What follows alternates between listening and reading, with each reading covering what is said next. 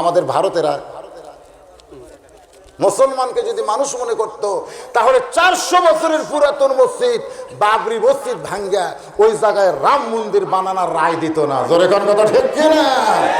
আপনারা বলেন তো, মসজিদ ভাঙ্গা যদি ওই জায়গায় মন্দির বানায় তাহলে মুসলমানের কলজাত আঘাত লাগবে কি লাগবে না? তাহলে দেখেন ভারতে কি কোনো জায়গা নাই? আপনার এখন ভারতে কি জায়গা নেই? অন্য জায়গায় কি মন্দির বানান যাবে না? এ কথা কোন যাবে কি যাবে না? বাবরি মসজিদ ভাঙ্গা মন্দির বানান লাগবে কেন? যে বাংলাদেশে শতকরা 95% মুসলমান, সেই বাংলাদেশে একটা মন্দিরকে ভাঙছে, বরং আমরা মন্দির পহরা দিই। দেখছেন আমরা কত ভালোবাসি ভারতের হিন্দুদেরকে, আর ওরা মালনের বাচ্চারা, ওরা বলে আমাদের প্রতিবেশী, ওরা বলে আমাদের প্রতিবেশী। প্রতিবেশী নয়, ওই বঙ্গবীর কাদের সিদ্দিকী বলেছে যে আগে তো মনে করছিলাম ওরা প্রতিবেশী, কিন্তু 43 বছর পরে বুঝলাম ওরা প্রতিবেশী না, ওরা বাংলাদেশকে ভারতের অঙ্গরাজ্য বানাবার চায়। ধরে কোন কথা ঠিক কিনা? ওরা আমাদের স্বাধীনতা দেয়নি তো, স্বাধীনতা দিলে আমাদের দেশের মানুষ যদি যায় অপরাধ হবে, তাকে গুলি করার অধিকার কে দিছে? আজ পর্যন্ত ভারতের কোনো লোককে আমরা গুলি করি? আমাদের বিএসএফ গুলি করে, কথা কর না কেন? করে না তো, কিন্তু ওরা করে। আমাদের বিজেপি কোনোদিন গুলি করে না, বাজার ওরা গুলি করে পাখির মতন মারে। ওরা বাবরি মসজিদ ভাঙ্গা দিয়া ওই জায়গায় রাম মন্দির বানাবে। আপনার বলেন তো, মুসলমান কিন্তু তাদের জীবনের চাইতেও আল্লাহর মসজিদকে বেশি ভালোবাসে। বাবরি মসজিদ ভাঙ্গার রায় দিছে, আর আল্লাহ কাছে আমি বাবরি মসজিদ ভাঙ্গার আগে তোরকে গোটা ভারত ভাঙ্গে খান খান কর্ম। জোরে কোন কথা ঠিক কিনা? ভারতে আন্দোলন শুরু হয়নি? যা ভাঙ, আব্রাহাও ভাঙবার চাচ্ছিল রে কাবা ঘর। আবু তালেব আব্দুল মোত্তালেব রাসূলের দাদা বলল, আল্লাহ আল্লাহ, যে বাহিনী আসতেছে আমরা কিছু করে পারবো না, তোমার ঘর তুমি বাঁচাও। আল্লাহ কয় কোনো মানুষ যদি না পারে এখন বাধ্য হয়ে তো আমাকে করা লাগবে। সূরা ফিল পড়ে দেখেন, আবাবিল দিয়া কি কামি করছে। আপনারা মনে করছেন আল্লাহর সে আবাবিল মরিছে? আমরা মুসলমান যদি আন্দোলন করে বাবরি মসজিদ ভাঙ্গা বন্ধ করতে না পারি, আমার আল্লাহ বন্ধ করবে। জোরে কোন কথা ঠিক কিনা? কারণ ঘর কার? আল্লাহকে হাত দিস না রে, দেশ না। বহু বুঝাচ্ছে, তাও বুঝিচ্ছে না, কারণ এরা মুসলমানকে মানুষ মনে করে না। আসসালামু আলাইকুম। আল্লাহর বান্দার একটু মনোযোগ দিয়ে শুনবেন। মেয়েটা বলে, পথিক আমার ঈমান বলতেছে 6 দিন হলে হযরত ওমরকে খুঁজতেছি, আর 1 দিনের ভিতরে হযরত ওমরকে আমি পেয়ে যাব। জোরে কোন সুবহানাল্লাহ। আপনারা বলেন তো, মেয়েটা হযরত ওমরকে পাইছে কি পায় নাই? যখন বলতেছে আরে 1 দিনের মধ্যে হযরত ওমরকে আমি পাবো, এইটা আমার ঈমান বলতেছে, এমন সময় হযরত ওমর বলতেছে, মা তুমি যেই ওমরকে খুঁজতেছ আমি হইলাম সেই ওমর। মেয়েটা বলতেছে, আলহামদুলিল্লাহ, আমার ঈমানকে আল্লাহ বিজয় করেছে। ইয়া আমিরাল মুমিনিন, অর্ধ পৃথিবীর খলিফা হইয়া এই 2 পাহাড়ের মাঝখানে চোরের মতন কেন ঘুরতেছেন? আপনার আগেও কোনো চামচা নাই, পিছনেও কোনো চামচা নাই, র্যাবও নাই, পুলিশও নাই, একা একা কেন ঘুরতেছেন? এটা তো বলার মতনই কথা। আমাদের একটা চেয়ারম্যান ঘরে চৌকিদার নিয়ে ঘরে না, চেয়ারম্যান রাত্রে চৌকিদার নিয়ে ঘরে, আমাদের এমপি ঘরে পুলিশ নিয়ে। আর যত বড় নেতা হবে আপনি দেখবেন আগে পুলিশের গাড়ি, পিছনে পুলিশের গাড়ি। মনে হয় পুলিশ নেতা পাওয়ার জন্য চাকরি লিছে, অথচ পুলিশের চাকরি কিন্তু নেতা পাওয়া দেওয়া না, জনগণের খেদমত করা। জোরে কোন কথা ঠিক কিনা? আমি ছোটবেলায় দেখছি জোনা 10 পুলিশ একটা লোককে ঘিরে ধরে আছে।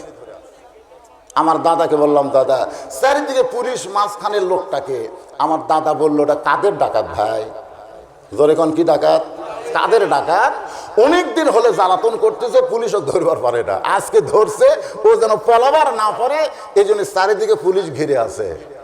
আমি চোখ বন্ধ করলে মনে হয় এখনকার কোনো নেতারা, বড় নেতা যখন আসে, আশেপাশে যখন পুলিশ চারিদিকে ঘোরে, আমার মনে হয় এরাও কি কাদের ডাকাত দেখি।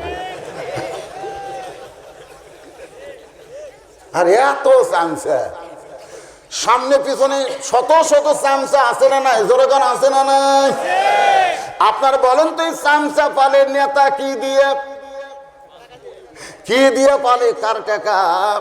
90,000 কুরবানি চেয়ারম্যান দিছে। দাড়ি পাল্লা দিয়ে গোস্ত 3 ভাগ করছে। দাড়ি পাল্লা দিয়ে 3 ভাগ করে বলতেছে 1 ভাগ আত্মীয়, 1 ভাগ গরিবের, 1 ভাগ আমার। কিছুক্ষণ পরে চেয়ারম্যান বলতেছে আমার ভাগের কিছু গোস্ত গরিবক দাও। গরিবের কয় আল্লাহ কি চেয়ারম্যান রে, নিজের ভাগের গোস্ত আমাকে দেয়। কিন্তু কিছুদিন পর ভিডিও কার্ডের চাউল দিবার যায়, চেয়ারম্যান আর দাড়ি পাল্লা লিয়া যায়নি, ওই জায়গার দাড়ি পাল্লা সংসদ থেকে বাতিল করছে। ওই জায়গাতে একটা বালতি লিয়া যায়, দাগ দিচ্ছে, দাগ।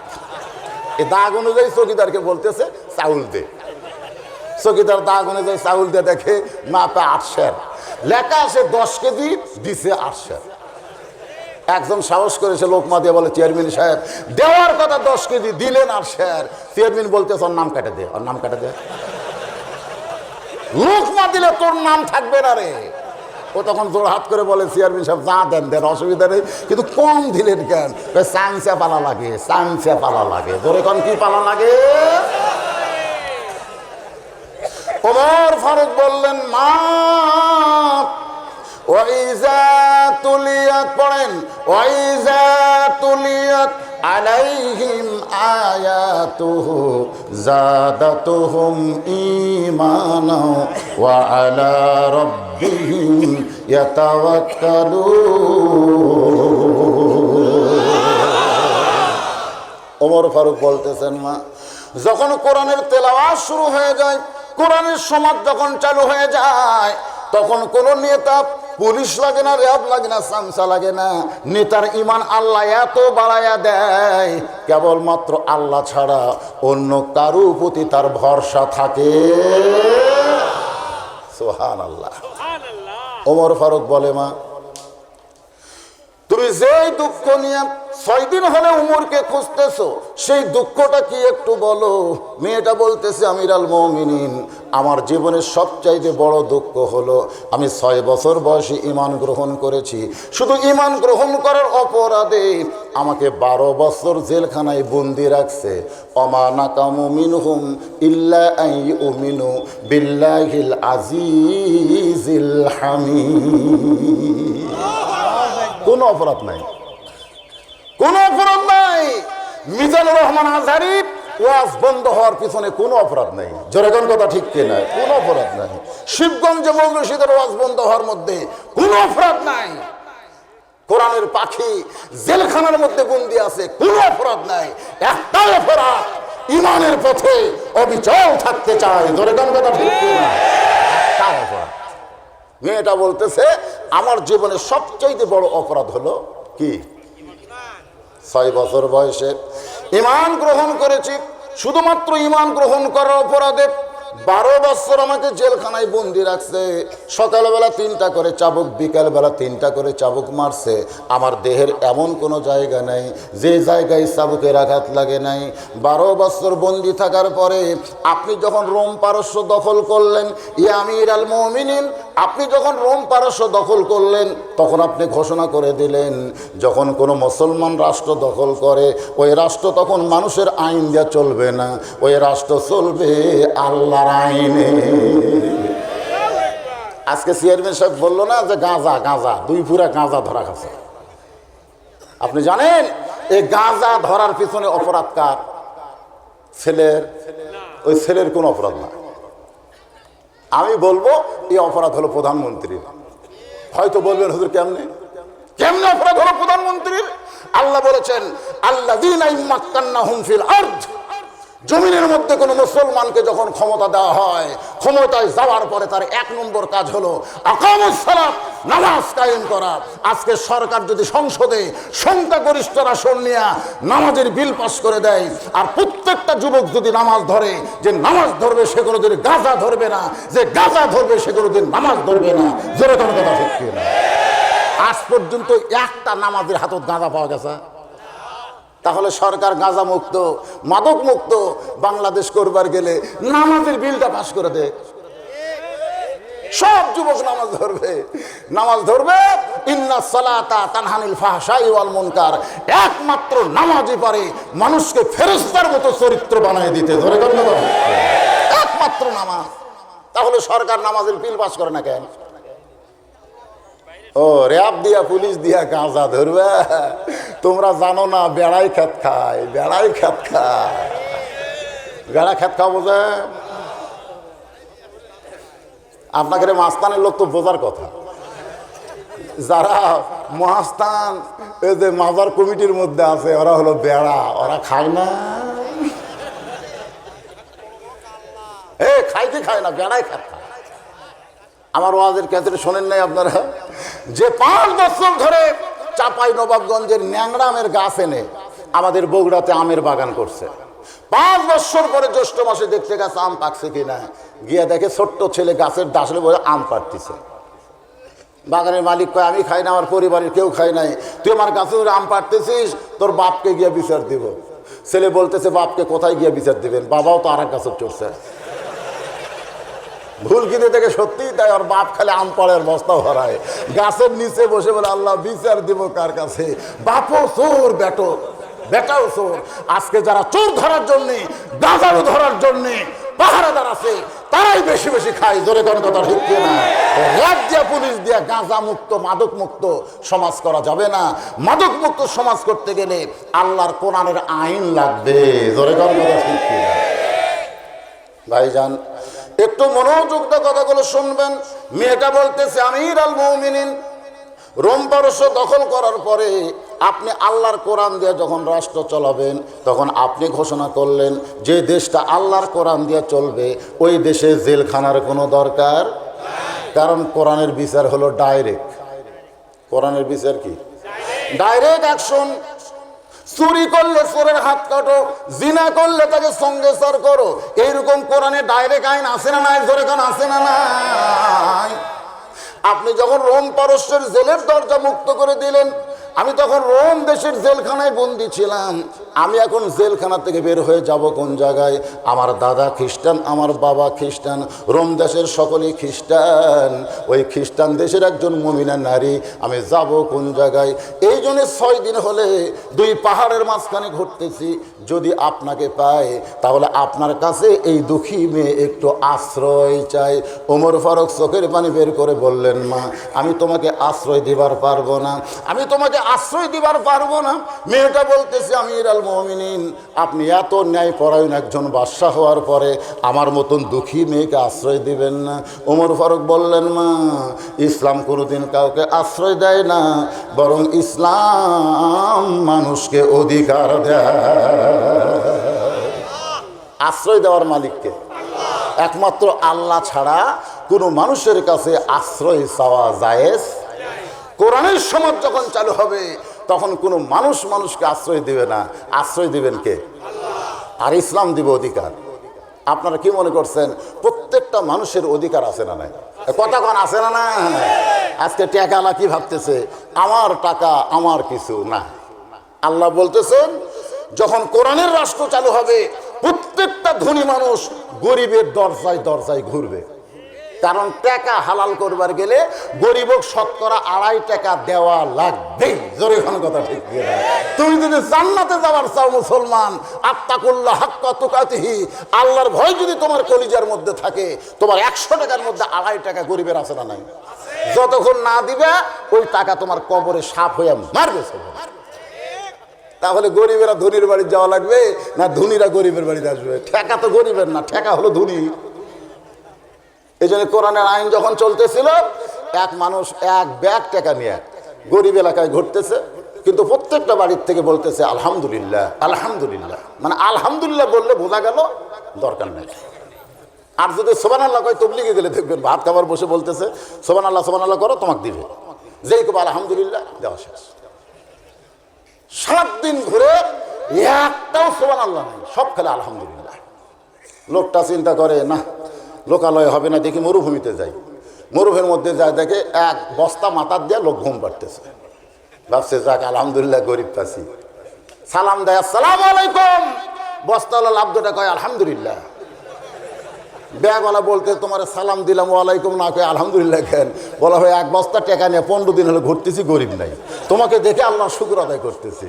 আরে পাগল, আমি ঘুরি 7 দিন টাকার ব্যাগ নিয়ে, তুমি ঘোরো টাকার বস্তা নিয়ে 15 দিন, তাহলে গরিব গেল কোন জায়গায়?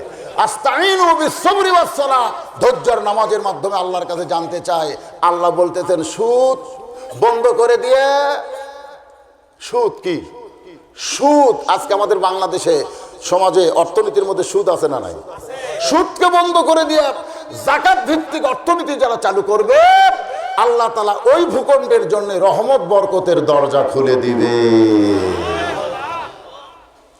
ওমর ফারুক বললেন, মা ইসলাম তোমাকে অধিকার দিবে। মেয়েটা বলতেছে, আমিরুল মুমিনিন, আমার যে এই বয়সে ইসলাম আমাকে কি অধিকার দিবে? ওমর ফারুক বললেন, 6 বছরে ঈমান গ্রহণ করেছো, 12 বছর জেলখানায় বন্দী ছিলা, তোমার এখন 18 বছর বয়স হয়েছে। 18 বছরে একটা মেয়ের সবচাইতে বড় অধিকার হলো ভালো দেখে একটা ছেলেকে স্বামী বানানো। কি ছেলে? ভালো ছেলে। ভালো ছেলে বলতে আপনারা কি বুঝতেছেন? চেয়ারম্যান সাহেব বলছে আল্লাহওয়ালা মানুষ।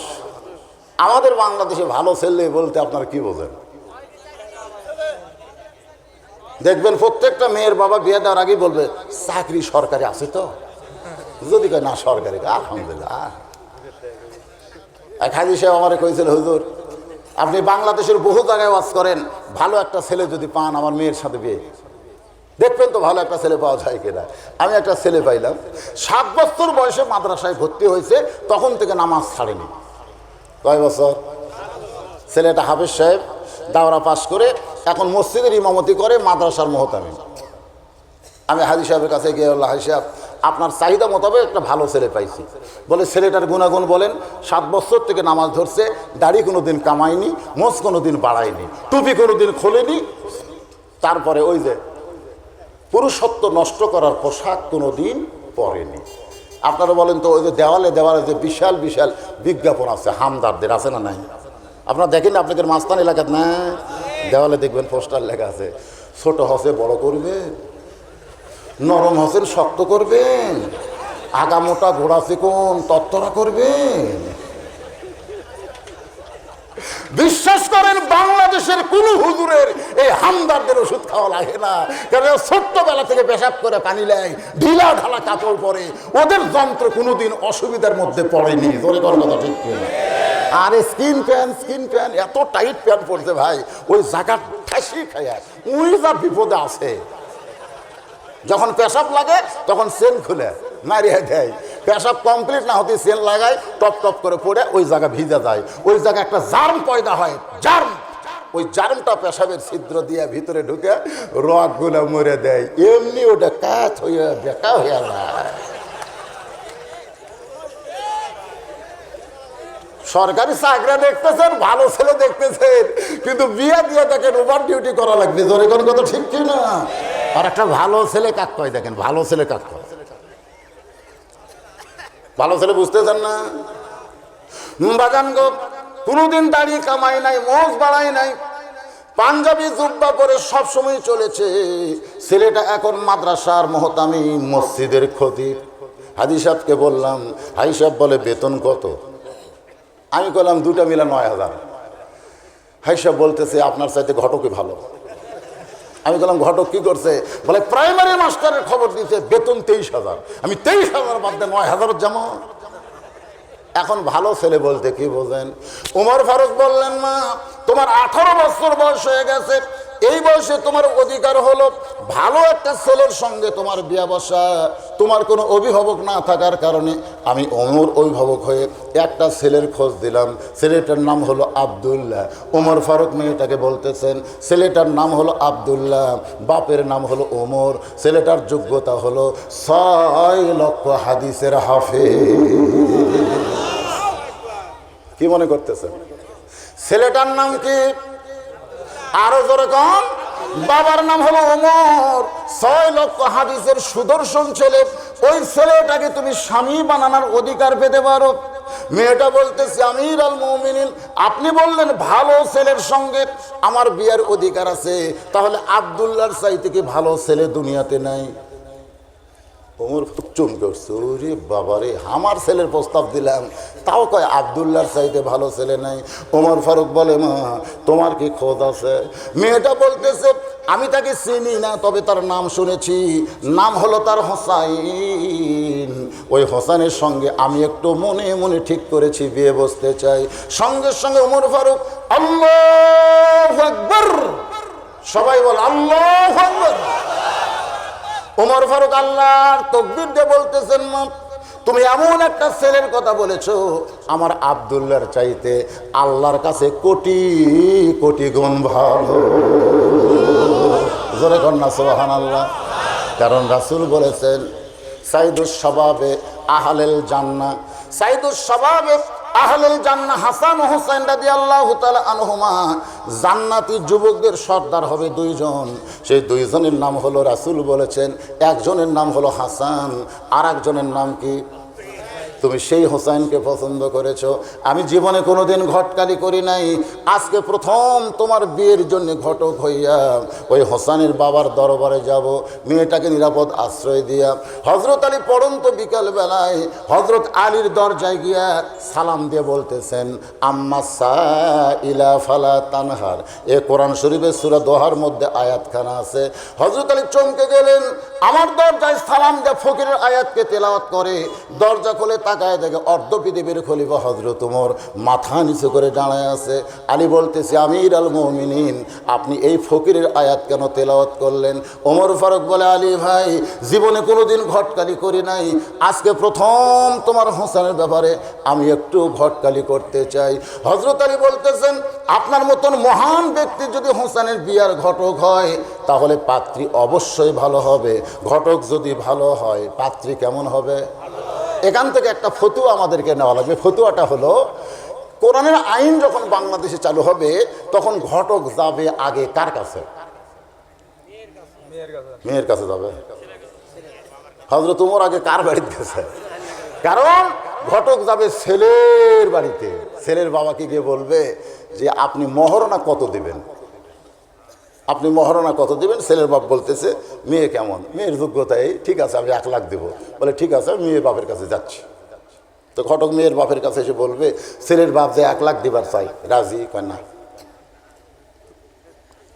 আমার মেয়ে যে পর্দার মধ্যে থাকে, 5 ওয়াক্ত নামাজ পড়ে, কোরআন শরীফ হিফজ করছে, আমার মেয়েকে 1 লাখ। তখন ঘটক যা বলবে হবে না, বেশি, ঠিক আছে 2 লাখ দিব। মেয়ের বাপের কাছে যাবে, মেয়ের বাপ বলে আলহামদুলিল্লাহ। এটা হলো কোরআনের আইন যখন চালু থাকবে এই নিয়ম থাকবে, আর যখন কোরআনের সমাজ থাকবে না তখন নিয়ম হলো ঘটক যাবে মেয়ের বাপের কাছে, যা বলবে কত দিবেন। আমাদের বাংলাদেশে চলতেছে না, কত দিবেন? মেয়ের বাপ বলতেছে ভাই কত দেওয়া লাগবে? ঘটক বলতেছে গত বছর 1.5 লাখ কষে। ওই ছেলের দাম গত বছর, এক মেয়ের বাপ 1.5 লাখ কষে, আপনি কত পারবেন? মেয়ের বাবা মাথা নিচু করে মনে মনে চিন্তা করে এইটা কোন সমাজ, যেই সমাজে কুরবানির আইডিয়ার মতন দাম বাড়তেছে যুবকদেরকে। আসলে কিন্তু এরা যুবক না, এরা কুরবানি বাজারের আইডিয়া হয়ে গেছে। জোরে কোন কথা ঠিক কি না? আইডিয়া বোঝেন না?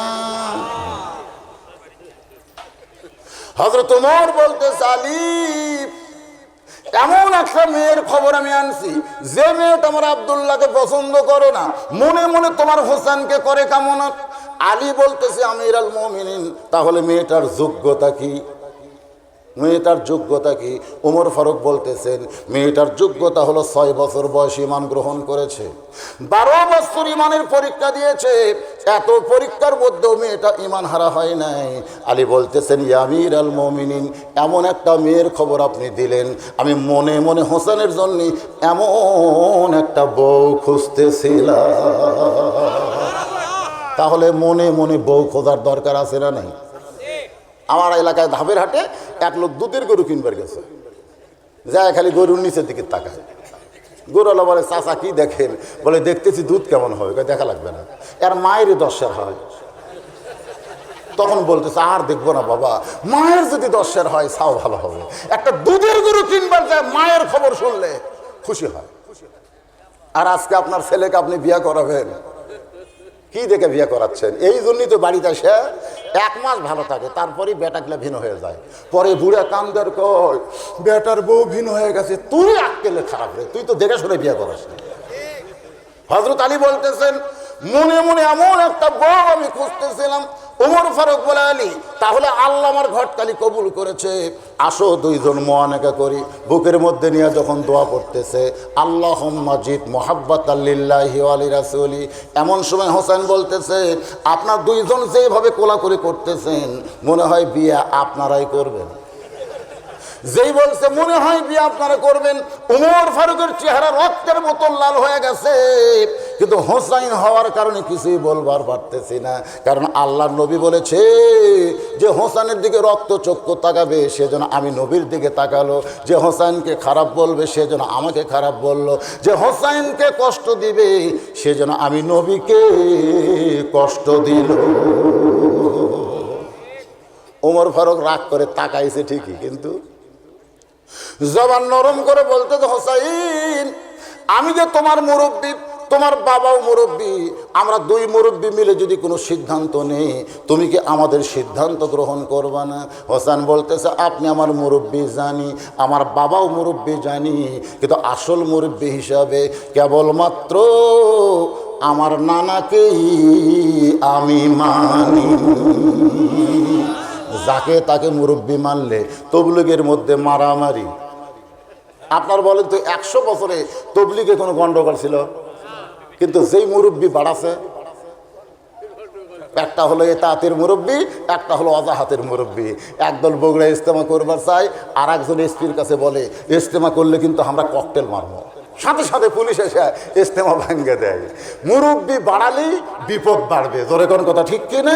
এই জন্য আল্লাহ বলেছে রাসূল আপনি বলেন ইন কুনতুম তুহিব্বুন আল্লাহ ফাত্তাবিউনি, মুরব্বী বাড়ানোর দরকার নেই, আল্লাহ যদি পাওয়ার চাও এক মুরব্বী রাসূলকে তোমরা ইত্তেবা করে নাও, জোরে কোন কথা ঠিক কিনা? এত মুরব্বী কেন? কেউ কয় না হাদিস বলতেছে, কয় মুরব্বীর বয়ান। মুরব্বী কিসের মুরব্বী? কোন মুরব্বীর বয়ান করো? হোসাইন বলতেছে আপনি আমার মুরব্বী আমি জানি, আমার বাবাও মুরব্বী আমি সম্মান করি, কিন্তু আসল মুরব্বী হিসাবে কেবলমাত্র আমার নানাকেই আমি মানি। ওমর ফারুক বলে হোসেন কি বলবার চাও? হোসেন বলতেছে আমিরুল মুমিনিন আজ কয়েকদিন আগে আমি স্বপ্নে দেখলাম আমার নানা ঘরের মধ্যে আরাম করতেছে। আমি দরজা দিয়ে বললাম নানু ভাই আমি হোসেন একটু ঘরের মধ্যে ঢুকতে চাই। আমার নানা বলতেছে হোসেন এখন ঘরের দরজা খুলবো না, কারণ আমি জান্নাতে আরাম করতেছি। আমি হোসেন চমকে গেলাম, ভাঙ্গা ঘরের মধ্যে নানা কথা বলতেছে, আর নানা জান্নাতে কেমনে আরাম করে? একটা জানলার ফাঁক দিয়ে তাকায় দেখি আমার নানি উরাতকে বালিশ বানায় দিছে, আর সেই বালিশে উরাতে আমার নানা মাথা দিয়ে শুয়ে আছে। নানি চুলের মধ্যে হাত দিয়ে বিলকি কাটতেছে। আমি রাগ করে বললাম নানু ভাই নানির উরাতকে বালিশ বানায় শুয়ে থাকলে কি জান্নাতে থাকা যায়? আমার নানা নবী বলতে হোসাইন তুই ছোট্ট মানুষ, তুই বুঝবি না, তোর নানির মতন বউ যদি কেউ ঘরে পায় ওই ঘরটা যেন আল্লাহর জান্নাত হয়ে যায়। আমিরুল মুমিনিন আমার নানা যেমন বিয়ে করছে ঘর জান্নাত হয়ে গেছে, আজকে বাংলাদেশে অধিকাংশ ঘর কিন্তু জাহান্নাম হয়ে গেছে এই বইয়ের কারণে। জোরে কোন কথা ঠিক কিনা? আপনি এশার নামাজ মসজিদে পড়তেছেন জান্নাত, আল্লাহুম্মা ইন্না নাসআলুকাল জান্নাত, কি সুন্দর কথা, কিন্তু বাড়ির মধ্যে ঢুইকা দেখেন, বাড়ির মধ্যে ঢুইকা দেখেন আপনার ঘরের ভিতর থেকে হরিবাসরের বাজ আসতেছে, হরি হরি হরি হরি বাজ আসতেছে, পূজার বাদ্য লোলো করে বাজতেছে। মুসলমানের ঘরের মধ্যে হিন্দু করে পূজার বাদ্য কেন? এটি কি পশুরাম বাস করে নাকি রে? কিন্তু ঘরের মধ্যে ভুল কেটে দেখেন আপনার বউ স্টার জলসা দেখতেছে, আর স্টার জলসা দেখার কারণে হিন্দুদের পূজার বাদ্য মুসলমানের ঘরে বাজতেছে। যেই মুসলমানের ঘরে বউয়ের কারণে পূজার বাদ্য বাজে ওই বউটা হলো জাহান্নামী। ওই বউকে নিয়ে যারা সংসার করবে ওই স্বামীকে আল্লাহ জাহান্নাম দিবে দিবে। দরকার হলে বউকে সাইজ করেন, না হয় বউ পাল্টান, যে কোনো একটা করা লাগে। আজকে কথা বলেন, কথা বলা লাগবে, আত্মা করলো হাক্কা তুকাতিহি। ভয় করবেন কার? বইয়ের না আল্লাহর? ভয় করবেন কার? বইয়ের না আল্লাহর? তাহলে আজকে বউকে সাইজ করবেন, না হয় বউ পাল্টান লাগবে। কোনটা করবেন?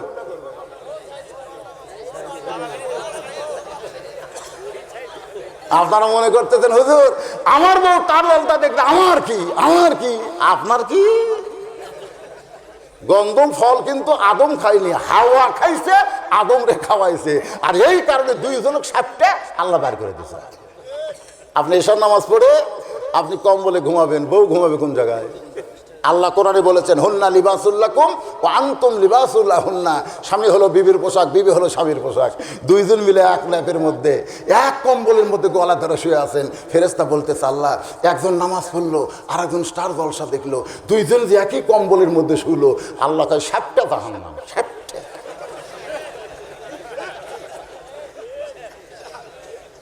তা আপনাদের ঘর কি জান্নাত বানাবেন না জাহান্নাম রাখবেন? এ কথা ঘর না কেন?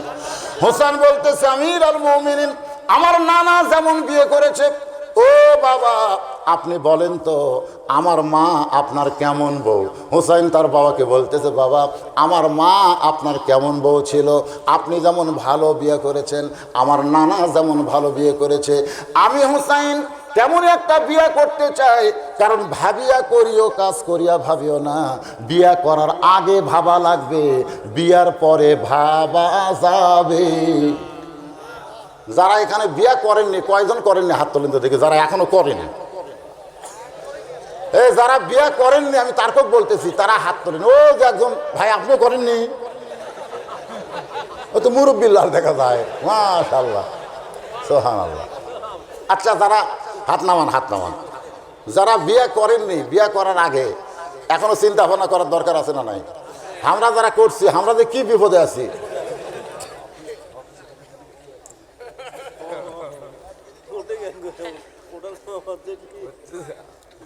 যাবেন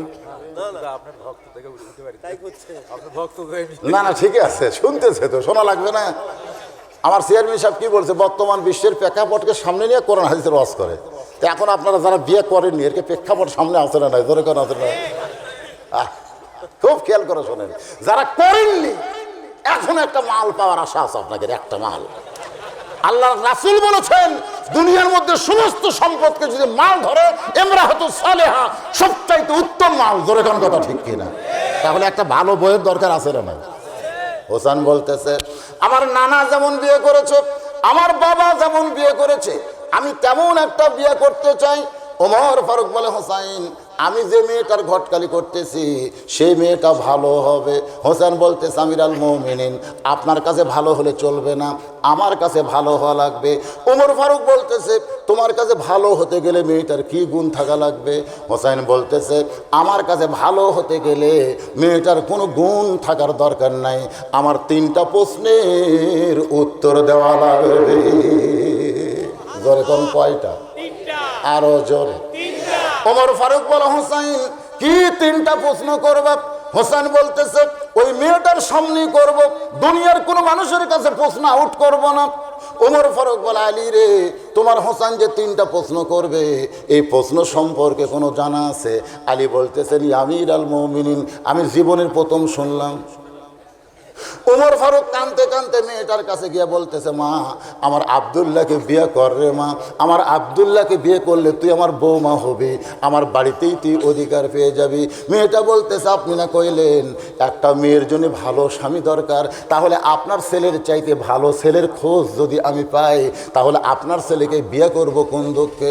ওমর ফারুক বলে মা যেই হোসেনকে তুই ভালো বলতেছিস সেই হোসেন সেই মেয়েকে বিয়ে করবে যে মেয়ে তার তিনটা প্রশ্নের উত্তর দিবার পারবে, যেই প্রশ্ন আমি ওমর জানি না তার বাবাও জানে না, তুমি সেই প্রশ্নের উত্তর কেমনে দিবে? মেয়েটা বলতেছে আমির আল মুমিনিন হোসেন কি তিনটা প্রশ্ন করবে আমি জানি না, তবে আমার ঈমান বলতেছে আমি না পারলেও আমার আল্লাহ পারাবে। ওয়াইযা তুলিয়াত আলাইহিম আয়াতুহু জাদাতুহুম ঈমানা ওয়া আলা রাব্বিহিম ইয়াতাওয়াক্কালুন। ঈমানের বলে বলিয়ান হয়ে মেয়েটা বলতেছে হোসেন কি তিনটা প্রশ্ন করবে আমি জানি না, তবে আমার ঈমান বলতেছে আমি না পারলেও আমার আল্লাহ পারাবে। জোরে কোন কে পারাবে? মেয়েটার কি বলতেছে? ঈমান। জোরে কোন কি? আপনাকে ঈমান কি কয়? সেদিন আমাকে একজন বলছে, হুজুর যতই ওয়াজ করেন, যতই চেষ্টা করেন, বর্তমান প্রধানমন্ত্রী যতদিন বেঁচে থাকবে ওই জায়গায় কেউ যাবার পারবে না। আমি বললাম, এটা কে বলতেছে? আমার ঈমান বলতেছে।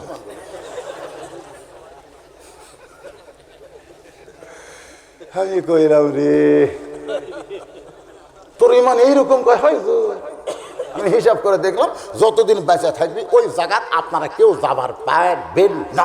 লেখা নেন, লেখা নেন। হ্যাঁ, কি দুর্বল ঈমান হয়ে গেছে। যে হারে পেঁয়াজের দাম বাড়তিছে, আর কমবি না। কমেনি, কমেনি। এইরকম ঈমান করলে তো হবে না। যে কোনো সময় আল্লাহ সবকিছু উলট পালট করতে পারে। দরকার পারে কি পারে না? যাকে নমরুদ নিরাপত্তার দায়িত্ব দিছিল যে খালি আমার মাথার বাড়ি মারবি 1 ফুটের মধ্যে, 1 ফুটের মধ্যে তুই যা চাবি তাই। নিরাপত্তা কর্মীকে মাথার বাড়ানার দিছে, জুতা দিয়ে বেড়াই। বেড়াতে বেড়াতে 100 নিরাপত্তা কর্মীর অন্তর বিগড়ে কে দিছে?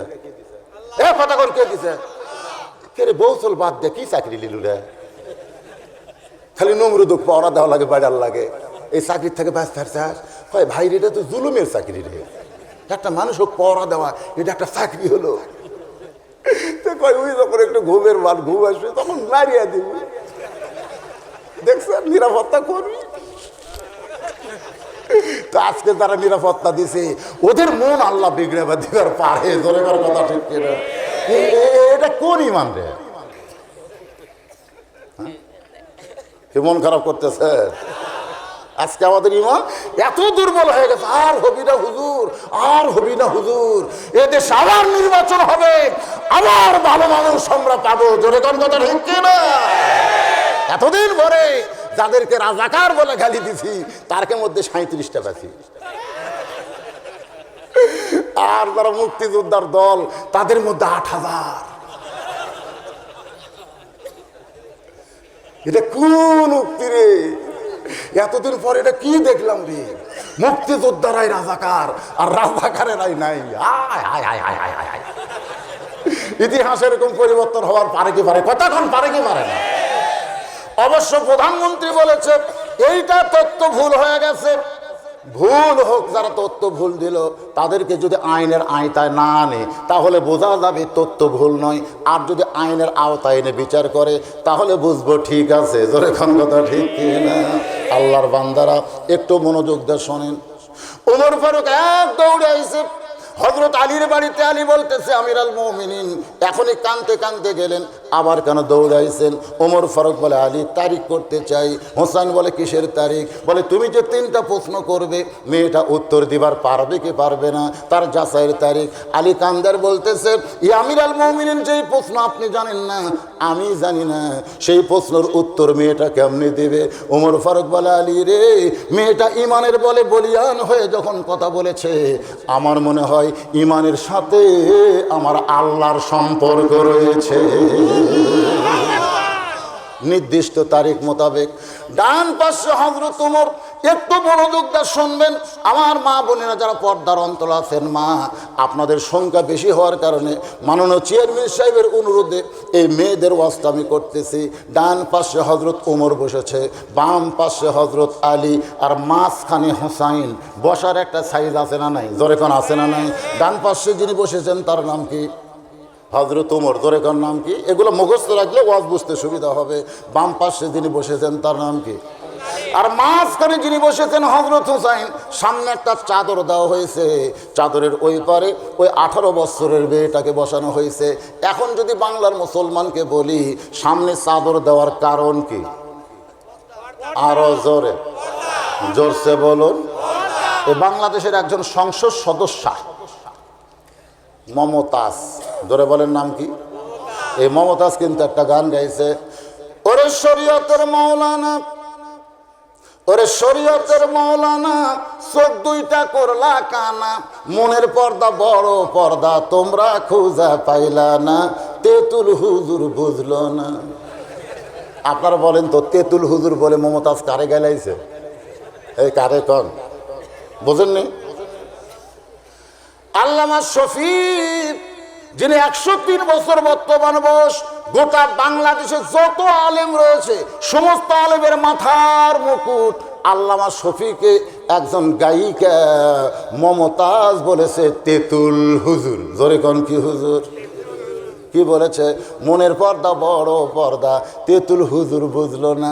আমি কিন্তু মমতাজের এলাকায় ওয়াজ করতে গেছিলাম। এখানে মমতাজ যে এলাকার সংসদ সদস্য এমপি, ওই এলাকাতে আমি বললাম, ওরে মমতাজ তুমি বুঝলা না, মনের খাওয়া বড় খাওয়া, মনের খাওয়া বড় খাওয়া। তুমি কোনোদিন কইলা না মনের খাওয়া বড় খাওয়া, কইলে হাতির মতন শরীর তোমার হইতো না। ওরে মমতাজ বুঝলা না। আপনার বলেন তো, মমতাজ একটা মেয়ে মানুষ, কিন্তু ওর কোনো সাইজ আছে? মনে হয় একটা থম, জোরে একটা যে আগা পাছা সব সমান। ওটা একটা মেয়ে মানুষকে রে, মনে হয় আটার বস্তা রে। আমি ওর এলাকার যাই কইছি, তুমি তো মনের পর্দা বড় পর্দা কও, কিন্তু মনের খাওয়া বড় খাওয়া তুমি কোনোদিন কইলা না। মনের খাওয়া বড় খাওয়া কইলে হাতির মতন শরীর তোমার হইতো না। ওরে মমতাজ বুঝলা না। ধরে কোন কথা ঠিক না? মমতাজ যদি হুজুরদেরকে তেঁতুল হুজুর বানাবার পারে, আমি তাদের থম বানাবার পারি না। সাইজ মতো বাদ দিয়েছে ওর এলাকার। ইউটিউবে ওয়াজ বাড়িছে, এ পর্যন্ত 7 মিলিয়ন ভিউ হয়েছে। 7 মিলিয়ন জনগণ দেখতেছে। ওরে বাবারে, বগুড়ার থেকে একটা বোল চলে ছিল, পুঁটি মাছ মারবে যে ধরছে বোল। জোরে ঘর কথা ঠিক না? মোরা বগুড়ার সোল।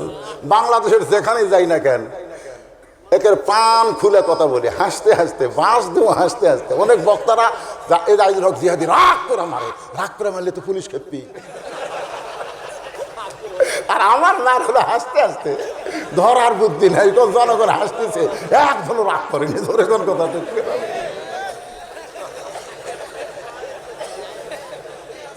কি কোন মার হচ্ছে না?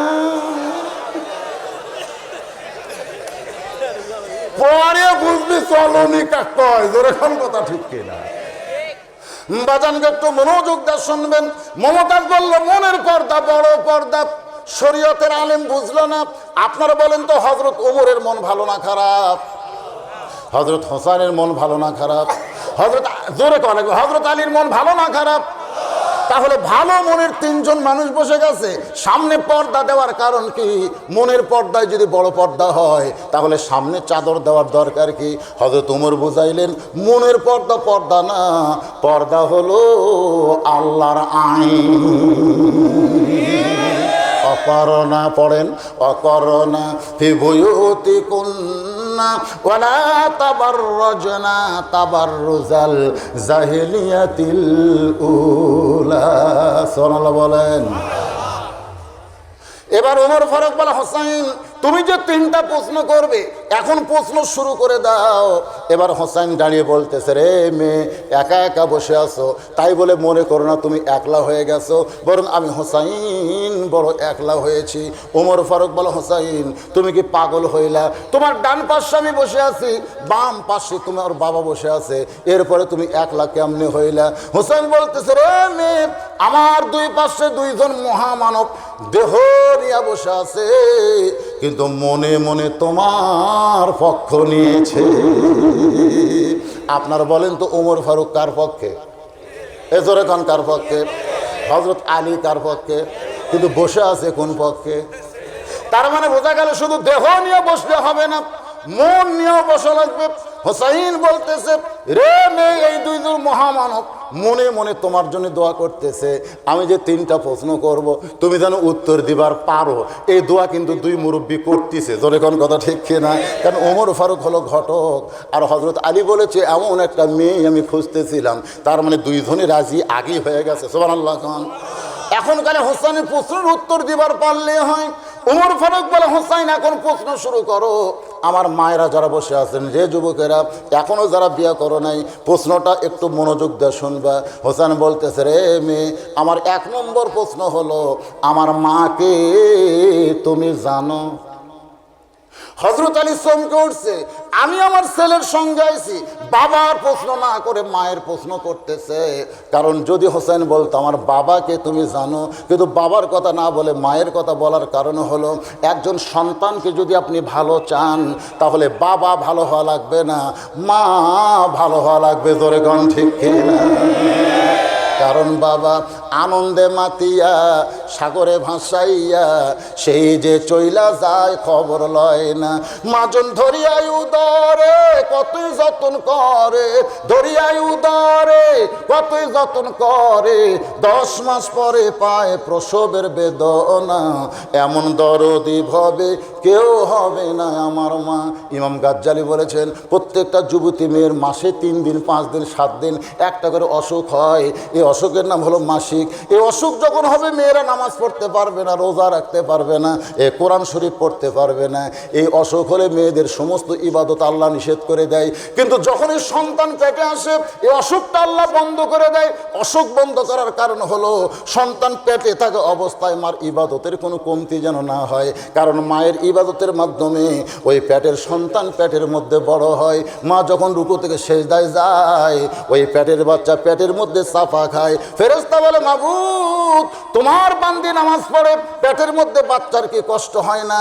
আল্লাহ বলে ফেরেশতা সাক্ষী থাকো, যেই মা নামাজ পড়তেছে সে শুধু নিজে নামাজ পড়তেছে না, পেটের বাচ্চাকেও নামাজে ট্রেনিং দেয়। আজকে যে ছেলেরা দাঁড়ায় ঘুরতেছে ভিতরে ঢুকতেছে না, ও দরজাত খাড়াই আছে, কেন জায়গা থাকতে দরজাত কে?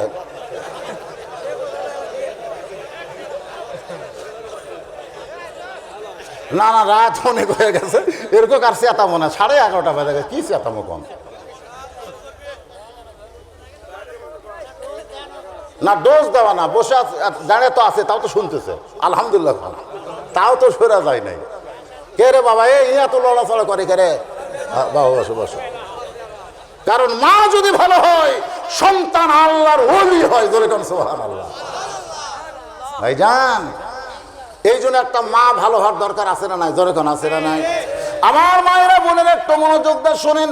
হোসাইন বলেছে রে মেয়ে, আমার 1 নম্বর প্রশ্ন হলো আমার মাকে তুমি জানো? সঙ্গে সঙ্গে মেয়েটা বলে হোসাইন আপনার মাকে আমি চিনি। কি কইছে? হোসেন প্রশ্ন করেছে আমার মাকে জানো?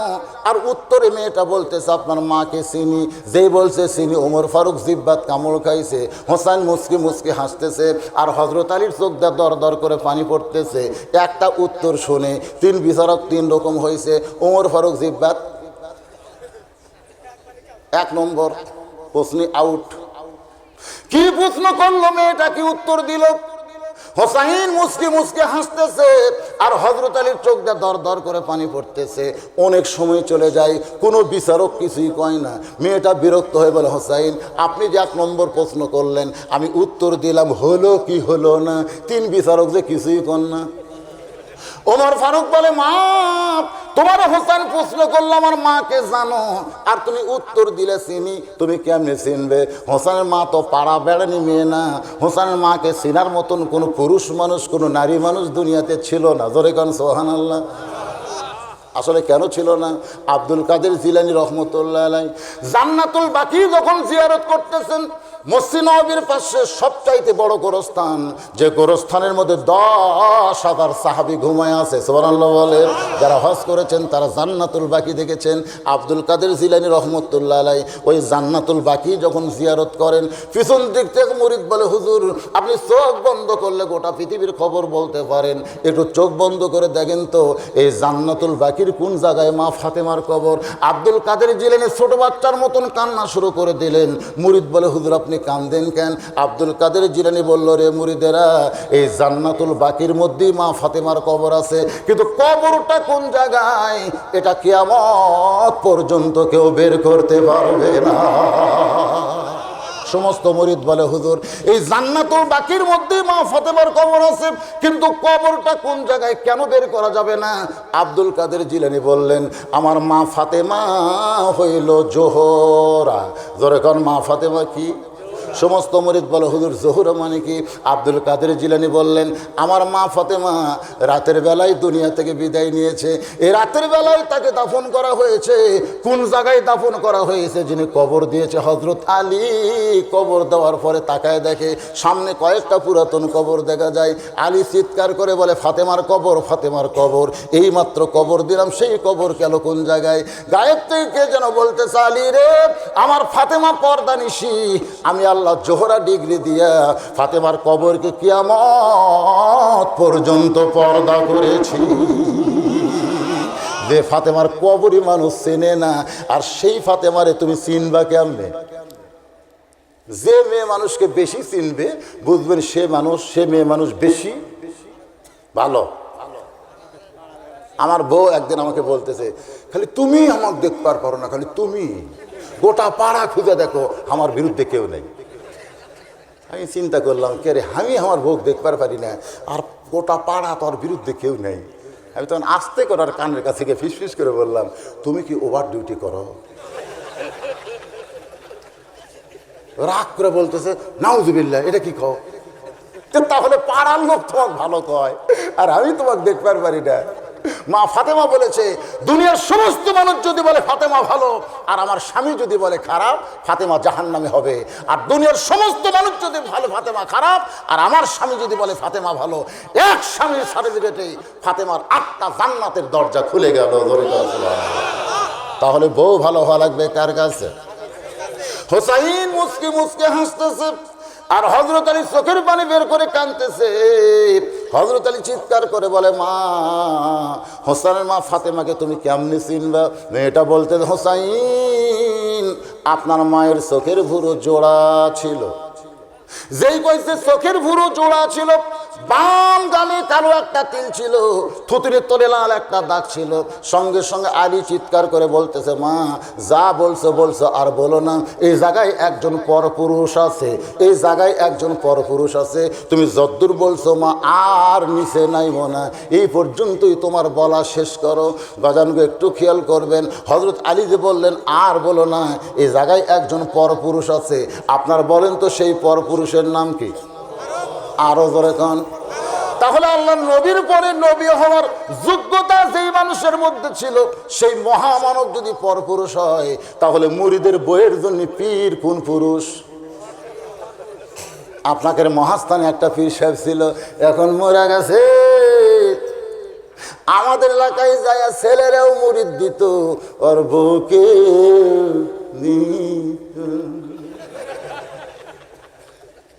বলতেছে কে তুই মুরিদ হলি, তোর বউ মুরিদ হবি রে, স্বামী স্ত্রী দুইজন জান্নাত থাকবি। তো বলতেছে হুজুর আমার বউকে লিয়ে আমি মুরিদ দেবো। পরের সপ্তাহ নিয়ে যাচ্ছে, বলে তুই তো মুরিদ দিছিস, তুই বাইরে থাক আর তোর বউ ভিতরে দে, মুরিদ দিচ্ছি মুরিদ দিচ্ছি। হাসতেছেন। আজকে বাংলাদেশে এই মাজার পূজারীরা, এই পীর পূজারীরা ইসলামের সবচাইতে বড় ক্ষতি করতেছে। ধরে আপনাদের মহাস্থানে যিনি শুয়ে আছে, উনি পশুরামের সাথে কি আপোষ করছে না যুদ্ধ করছে? আর এখনকার গুলে বৈশাখের শেষ বৃহস্পতিবারে কি হয়? আপোষ হয়। মারতিছে বাবা। শোনেন, সুলতান বলকি বইছুয়ার ওই বৈশাখের শেষ বৃহস্পতিবারে থাকি নাই, এরকে অত্যাচারে চলে যায়। তো একজন বলতে হুজুর আপনি মাস্তান ছাড়ে এখানে কয় মাস্তানে যে গজব শুরু হচ্ছে, পশু লাতিপুতিরা যে হারে গাঁজা খাওয়া শুরু করছে, আমি ওখানে মুসলমান কেমনে থাকি? যদি আবার ফিরে যাইতাম ওদের বিরুদ্ধে আমি যুদ্ধ করতাম। ধরে কোন কথা ঠিক কিনা? আবার যুদ্ধ হতো। ভাইজান, যিনি বাতিলের বিরুদ্ধে লড়াই করেছেন তার জীবনে পড়ে দেখেন তিনি লড়াই করছেন, যুদ্ধ করেননি। করেননি, যুদ্ধ করেননি। আপনারা কি করতেছেন? আপোষ না লড়াই? আল্লাহর ওলি যারা শাহজালালের জীবনী পড়ে দেখেন, গৌর গোবিন্দর বিরুদ্ধে যুদ্ধ করেছে। খাজা মঈনুদ্দিন চিশতি রহমতুল্লাহ আলাইহি পৃথিবীর বিরুদ্ধে যুদ্ধ করছে। সুলতান বলকি মহিষওয়ার পশুরামের বিরুদ্ধে যুদ্ধ করেছে। ধরে কোন কথা ঠিক কিনা? এখান থেকে বোঝা গেল আল্লাহর ওলিরা আপোষ করেনি। কি করছে? এ কথা কন না কেন? কি করছে? আর বলো না, এই জায়গায় একজন পরপুরুষ আছে। আমার প্রশ্ন হলো তুমি কেমনে বলতে পারো ফাতেমার চোখের ভুরু জোড়া, এটা আমি স্বামী হিসাবে বলতে পারি। বাম গালে কালো একটা তিল ছিল, হোসেন সন্তান হিসাবে বলতে পারে। তার থুতুরির তলে একটা লাল দাগ ছিল, নবী মেয়ে হিসাবে বলতে পারে। কিন্তু রমদাসের বন্দি মেয়ে, তুমি কেমনে বললে মা চোখের ভুরু জোড়া, বাম গালে কালো একটা তিল, থুতুরির তলে লাল দাগ ছিল? মেয়েটা বলতেছে, মুরব্বী, ওই রোমের জেলখানার মধ্যে যখন বন্দি ছিলাম, সকালবেলা 3টা করে চাবুক মারতো, বিকালবেলা 3টা করে চাবুক মারতো। ওই চাবুকের আঘাতে একসময় বিরক্ত হয়ে বললাম, আল্লাহ আপনি আছেন আসমানে, নবী আছে মদিনায়, এই রোমের জেলখানায় এই দুঃখী মেয়েটাকে দেখার কেউ নাই। এই বলে কাঁদতে কাঁদতে যখন বেহুশ হয়ে যায়, ওই বেহুশ অবস্থায় দেখতে পাই আমার শহরের পাশে নূরের একটা পুতুলি বসে বসে কাঁদতেছে। আমি তার কান্না দেখে বললাম, কে গো, আপনি জান্নাতের হুরি না বেহেশতের পরী? এমন করে কেন কাঁদতেছেন আপনি, কে গো? সঙ্গে সঙ্গে আমার মাথায় হাত দিয়ে বলে, মা আমি জান্নাতের হুরিও না বেহেশতের পরীও না, আমি হলাম জগৎ বিখ্যাত মা ফাতেমা। আমি তখন তার চেহারার দিকে তাকায় দেখি, চোখের ভুরু জোড়া দেখতে পাই, বাম গালে কালো একটা তিল দেখতে পেয়েছি, থুতুরির তলে লাল একটা দাগ দেখতে পাই। সঙ্গে সঙ্গে হোসেন চিল্লাই বলে, আল্লাহ, 1 নম্বর প্রশ্নের উত্তর যেমন আশা করেছিলাম, তার চাইতে মেয়েটা 100 গুণ সুন্দর দিয়েছে। ওমর ফারুক বলে, আলী, আল্লাহ আমার ঘটকালি কবুল করেছে। হোসাইন বলে, এত সহজ না, 3টা প্রশ্নের উত্তর না দিলে আমি বিয়ে করব না। আপনি কি মনে করেছেন একটা প্রশ্নের উত্তর সবাই দিবার পারে? কবরে যখন আমরা যাব, হিন্দু যাবে, বৌদ্ধ যাবে, খ্রিস্টান যাবে, 1 নম্বর প্রশ্নের উত্তর কিন্তু সবাই পারবে। যখন বলবে মান রব্বুকা, হিন্দুরা বলবে আল্লাহ, বৌদ্ধ বলবে আল্লাহ, খ্রিস্টান বলবে আল্লাহ। কিন্তু যখন বলবে অমান নাবিউকা, তোমাদের নবীকে, তখন শুনলি আর পারিস না কেরা খেলাত বলে হিন্দুরাও আল্লাহ কয়, কয় না কথা কয় না। তো এই জন্য ভাইজান 1 নম্বর উত্তর পারছে বলে তো আমি বিয়ে করবো না। আরও 2টা প্রশ্ন আছে, উত্তর দিলে বিয়ে হবে। আমরা কি বাকি 2টা প্রশ্নের উত্তর শুনতে চাই? কারা কারা চান একটু আল্লাহ হাত দেখান, যারা যারা চান লিল্লাহি তাকবীর। আপনি তুলছেন, 2 হাত তোলেন। মাশাআল্লাহ, সব শুনবে। চেয়ারম্যান সাহেব শোনেন, চেয়ারম্যান সাহেব একসময় কানে কানে বললো, হুজুর আমি কিন্তু বেশিক্ষণ থাকবো না, আমার বাড়ির বহু কাজ জমা হয়ে আছে, বাড়ির যে আমার কাজ করা লাগবে, আমি কিন্তু থাকতেছি না, অফিসে যে কাজ করা লাগবে। এই কথা বলে এখন বসে এখন করছে, আমি না শুনলে যাবো না। আপনারাও শুনবেন, তবে আমাকে বলা হয়েছে শুধুমাত্র ঘড়ি ধরে 10 মিনিট, মাত্র 10 মিনিট না, কিসের না, 10টা মিনিট এই মাদ্রাসার জন্য একটু আদায় করা লাগবে ভাইজান। 10 মিনিট এটা করে শেষ করে যে আদায় করলে আপনারা ওদের এমন তুলে দৌড় মারবেন, ন্যাঙ্গুর তুলে। এই জন্য মাঝখানতে একটু দেখেন, আমি ঘড়ি বাজতেছে 11:15, দরকার হলে 1টা পর্যন্ত বাজবে। অসুবিধা আছে? অসুবিধা আছে কেন? আমি তো ঢাকার থেকে আসিনি, আমি তো বগুড়ারই জন। তারপর 2-এর জায়গায় যদি 3 ঘন্টা শোনায়, অসুবিধা কিরা? কোনো অসুবিধা নেই। এর জন্য টাকা আমাকে বেশি দেওয়া লাগবে না, যা দিবি তাই, অসুবিধা নেই। কিন্তু ভাইজান এই মাদ্রাসার জন্য 10টা মিনিট আপনাদেরকে দেওয়া লাগবে। 10 জন আল্লাহর বান্দা এখানে বের হন যে হুজুর আমরা 2,000 টাকা করে এই মাদ্রাসায় দান করব। 20 জন আল্লাহর বান্দা 1,000 করে টাকা দিবেন। 50 জন আল্লাহর বান্দা 50-500 করে টাকা দিবেন। এমন আল্লাহর বান্দা এখানে আছে যাদের কাছে আমার চাহিদা বেশি না, একটা কোরআন শরীফ এই মাদ্রাসায় দান করবেন, যে কোরআনের দাম মাত্র 200 টাকা। 200 টাকা দিলে একটা কোরআন দান করার সওয়াব আল্লাহ আপনাকে দিয়ে দিবে। এটা হলো সর্বশেষ দান। উঠতেছেন কেন? না এই দান সব হবে, সব কেবল শুরু করছি রে বা। তোমরা কি মনে করছে লোক মাথা তুলবি? হাত তুলছে শোনার জন্য। এখন যদি যাই শোনেন, লিমা তাকুলু মা লা তাফালুন, আল্লাহ বলেছেন তোমার কথার সাথে আমলের মিল নেই, তুমি মুনাফিক। এখন যারা উঠে বাড়ির দিকে যাবি এরা মুনাফিক হয়ে যাবি। কারা কারা মুনাফিক?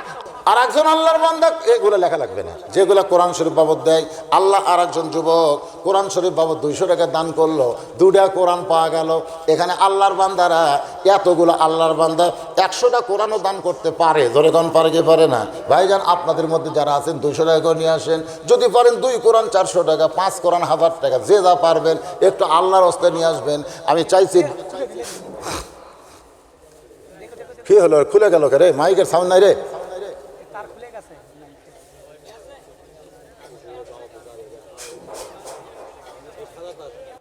হ্যাঁ, আসলে ভিতরে যাওয়া দরকার। অনেক লোক শরমে বলতে পারে না, কাছে গেলে বলে, এরকম আছে না নাই? অনেকে আবার প্রকাশ্যে দান করতে শরম করে, গোপনে দান করতে ভালোবাসে। আর বাংলাদেশে যতগুলো বড় বড় কাজ হয়েছে এগুলো কিন্তু প্রকাশ্যে দানে হয়নি, গোপনে হয়েছে। ধরে কোন ঠিক কিনা? যত বড় বড় কাজ, এই কাজগুলো মানুষ গোপনে দান করে। অনেক মানুষ এখানে আছে যারা গোপনে দান করতে পছন্দ করে, এই জন্য তাদের কাছে গেলে ভালো হয়। দেখেন ফিস করে হয়তো বলে দেবে যে হুজুর আমি সদস্য হলাম। হ্যাঁ, আপনারা একটু বলেন। হ্যাঁ, 2-3 জন ভিতরে যান, বাবা যান, ভিতরে যান, কাগজ কলম নিয়ে যান। যারা সিমেন্ট দেবেন, সদস্য হবেন, আপনারা একটু বলেন, নামগুলো লেখা হোক। আর কোরআন শরীফ বাবদ মাত্র 200 করে টাকা চাইছে, দেন না কেন রে ভাই? টাকা পকেটে রেখে বাড়ি দিয়ে লাভ কি? আপনার মা বাবা কবরে গেছে, তাদের কবরে নাজাতের জন্য একটা কোরআন শরীফ দান করবেন। সবচাইতে বড় দান হলো কোরআন শরীফ দান। আর সেই দান করতে আপনাদের বাধাকে দিচ্ছে। মাত্র 200 করে টাকা দিবেন, একটা কোরআন দান করার সব আল্লাহ দিয়ে দিবে। দানকারী গো পিতা মাতা, সুখে রাইকো কবরে, নূরের টুপি পরাইয়া উঠাবেন রোজ হাসরে। ভাইজান, আপনাকে প্রধান অতিথি চেয়ারম্যান সাহেব তো গোপনে দিছে, তাই না? গোপনে দিচ্ছেন আপনি? ঠিক আছে, আপনাকে কথার প্রকাশ করার দরকার নেই। দিছে? আলহামদুলিল্লাহ, দরকার নেই। কারণ চেয়ারম্যান সাহেব সব জায়গা তো সমান দেবার পারে না। বলে দিলে ওরা কবে ওখানে অত দিচ্ছেন, আমাকে কত দিবেন? দরকার নেই, যা পারছে দিয়ে দিছে। আলহামদুলিল্লাহ। চেয়ারম্যান সাহেব আখেরি মোনাজাত পর্যন্ত কয় মাহফিলে থাকে, এখানে আছে। এটা একটা আলাদা টানও আছে মাদ্রাসার প্রতি, তার খেলে ওয়াজের প্রতি টান না। আল্লাহ পাক চেয়ারম্যান সাহেবকে কবুল করুক। সম্মান যেমন দুনিয়াতে দিয়েছে, আখেরাতে তেমন সম্মান দেখ। ধরে কোন আমিন, ধরে কোন আল্লাহ। আল্লাহ তোমার একজন বান্দা 2 কোরআন শরীফ বাবদ 400 টাকা দান করেছে, আল্লাহ দানকে কবুল করেন। আল্লাহ নেক নিয়ত নেক আশা পড়া আল্লাহুম্মা আমিন। আর মাত্র 3 মিনিট, 7 মিনিট গেছে, 3 মিনিটের মধ্যে আদায় কমপ্লিট। এই যে রুমালের মধ্যে দিয়ে দেন 10, 20, 50, 100, যে যা পারবেন আল্লাহর রাস্তায় দান করেন। আল্লাহ তোমার একজন বান্দা 510 টাকা করছে দান, আল্লাহ দানকে কবুল করেন। আল্লাহ নেক নিয়ত নেক আশা পড়া আল্লাহুম্মা আমিন। কবুল করো, কবুল করো মোদের কামনা, দানকারীকে দিবেন জান্নাত, আল্লাহ নিরাশ করবে না। মাশাআল্লাহ, দেখতেছেন 2টা কোরআন শরীফ বাবদ 400 টাকা। দেখেন তো কত। একটা কোরআন শরীফ বাবদ 200 টাকা, আল্লাহ কবুল করেন। হ্যাঁ, বলে দিছি মহিলা প্যান্ডেলের লোক মেয়ে মায়েরা দান করবে, খালি ওখানে যাওয়া লাগবে। গেছে আমার মায়েরা আল্লাহর রাস্তে বেশি বেশি দান করবেন। আরেকজন বাবা যে আমার কোরআন শরীফ বাবা 200 টাকা দান করেছে, আরেকজন 100 টাকা দান করেছে, আল্লাহ কবুল করেন। আল্লাহ নেক নিয়ত নেক আশা পড়া করেন। মাশাআল্লাহ, মাশাআল্লাহ। আরেকজন 500 টাকা দান করেছে, আল্লাহ কবুল করেন। দেরি করতেছেন কেন আপনারা? দেখছেন যেই কইছে 3 মিনিট টাইম আছে, খালি চারিদিকটা দৌড় আসতেছে। আরেকজন 500 টাকা, আরেকজন 500 টাকা দান করেছে, আল্লাহ কবুল করেন। কবুল করো, কবুল করো মোদের কামনা, দানকারীকে দিবেন জান্নাত, আল্লাহ নিরাশ করবেন না। মাশাআল্লাহ। ভাইজান আমার 500 নগদ দিচ্ছে, 500 বাকি দিচ্ছে, 1000 টাকা দান করেছে, আল্লাহ কবুল করেন। আল্লাহ যা দান করেছে আল্লাহ তোমার বান্দা, হাসি না, তুমি তো দান করছো, তোমার দান আল্লাহ কবুল করবে, আল্লাহ কবুল করেন। আরেকজন আল্লাহর বান্দা কোরআন শরীফ বাবদ 200 টাকা দান করেছে, আল্লাহ দান কবুল করেন। আল্লাহ নেক নিয়ত নেক আশা পড়া আল্লাহুম্মা আমিন। এত তার এখানে আছে, মানুষজন এই দিক দিয়ে গেলে তার আবার ছিনবে। লিল্লাহি তাকবীর। তোফাজ্জল হোসেন 5 কোরআন শরীফ বাবদ 1000 টাকা দান করবে, আল্লাহ তার দানকে কবুল করেন। আর একটা যুবক কোরআন শরীফ সবচাইতে বড় দান, 200 টাকা দেন একটা কোরআন, আল্লাহ কোরআন শরীফ বাবদ 200 টাকা দান করেছে, আল্লাহ দানকে কবুল করেন। ভাইজান দরজার দিকে যাই না, বসেন, আর মাত্র 2-1 মিনিট আদায় করে আমি আবার ওয়াজ শুরু করব।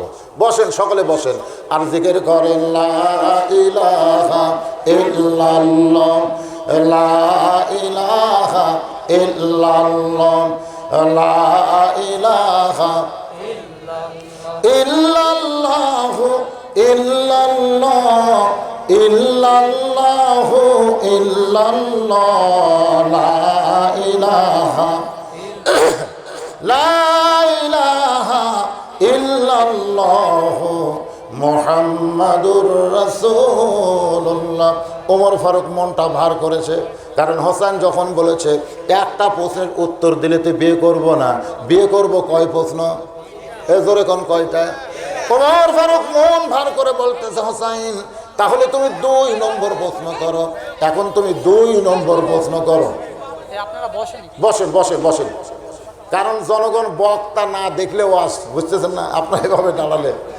মাশাআল্লাহ, ভাইজান এই যারা ভিডিও করতেছেন ইউটিউবে ছাড়বেন নাকি? সব ইউটিউবে ছাড়বেন তো দুই একটা কথা কাটছাট করা লাগে, বুঝলেন না? এটা বাদ দেবে, হ্যাঁ ওগুলো বাদ দে করবেন। আমার যেন আপনাকে বক্তা আজরাইল ধরার আগে যেন পুলিশ না ধরে, এটা খেয়াল করবেন। আল্লাহ আর একজন কোরআন শরীফ বাবদ 200 টাকা দান করেছে, আল্লাহ কবুল করেন, তোর করে আমিন। এবার হোসেন বলতেছে, রে মেয়ে, আমার 2 নম্বর প্রশ্ন হলো 6 বছর বয়সে তুমি ঈমান গ্রহণ করেছো, তোমার দাদা খ্রিস্টান, তোমার বাবা খ্রিস্টান, তোমার 14 গোষ্ঠী সবাই খ্রিস্টান, কিন্তু একজন খ্রিস্টান দেশে, রোম দেশে 6 বছর বয়সে তুমি ঈমান কেমনে পাইলে? তুমি যে কইছো ঈমান গ্রহণ করার অপরাধে আমাকে 12 বছর জেলখানায় বন্দি থাকতে হয়েছে। আমার 2 নম্বর প্রশ্ন হলো, তুমি 6 বছর বয়সে ঈমান কেমনে পাইলে? যেই প্রশ্ন করেছে 6 বছর বয়স ঈমান কেমনে পাইলাম, ওমর ফারুক চমকে উঠছে। কারণ এই প্রশ্ন তো হযরত ওমরের করার দরকার ছিল। যখন 2 পাহাড়ের মাঝখানে দেখা হলো, জোরে কোন কথা ঠিক কিনা, যেই প্রশ্ন ওমর করতে পারে না সেই প্রশ্ন হোসাইন করেছে। এবার মেয়েটা বলে, হোসাইন 6 বছর বয়সে ঈমান কেমনে পাইলাম, এটা যদি জানতে চান তাহলে আমার জীবনের একটা দুঃখের ঘটনা আপনাদের শুনতে হবে, আর এই ঘটনা শুনতে গেলে আপনাদের বড় কষ্ট হবে।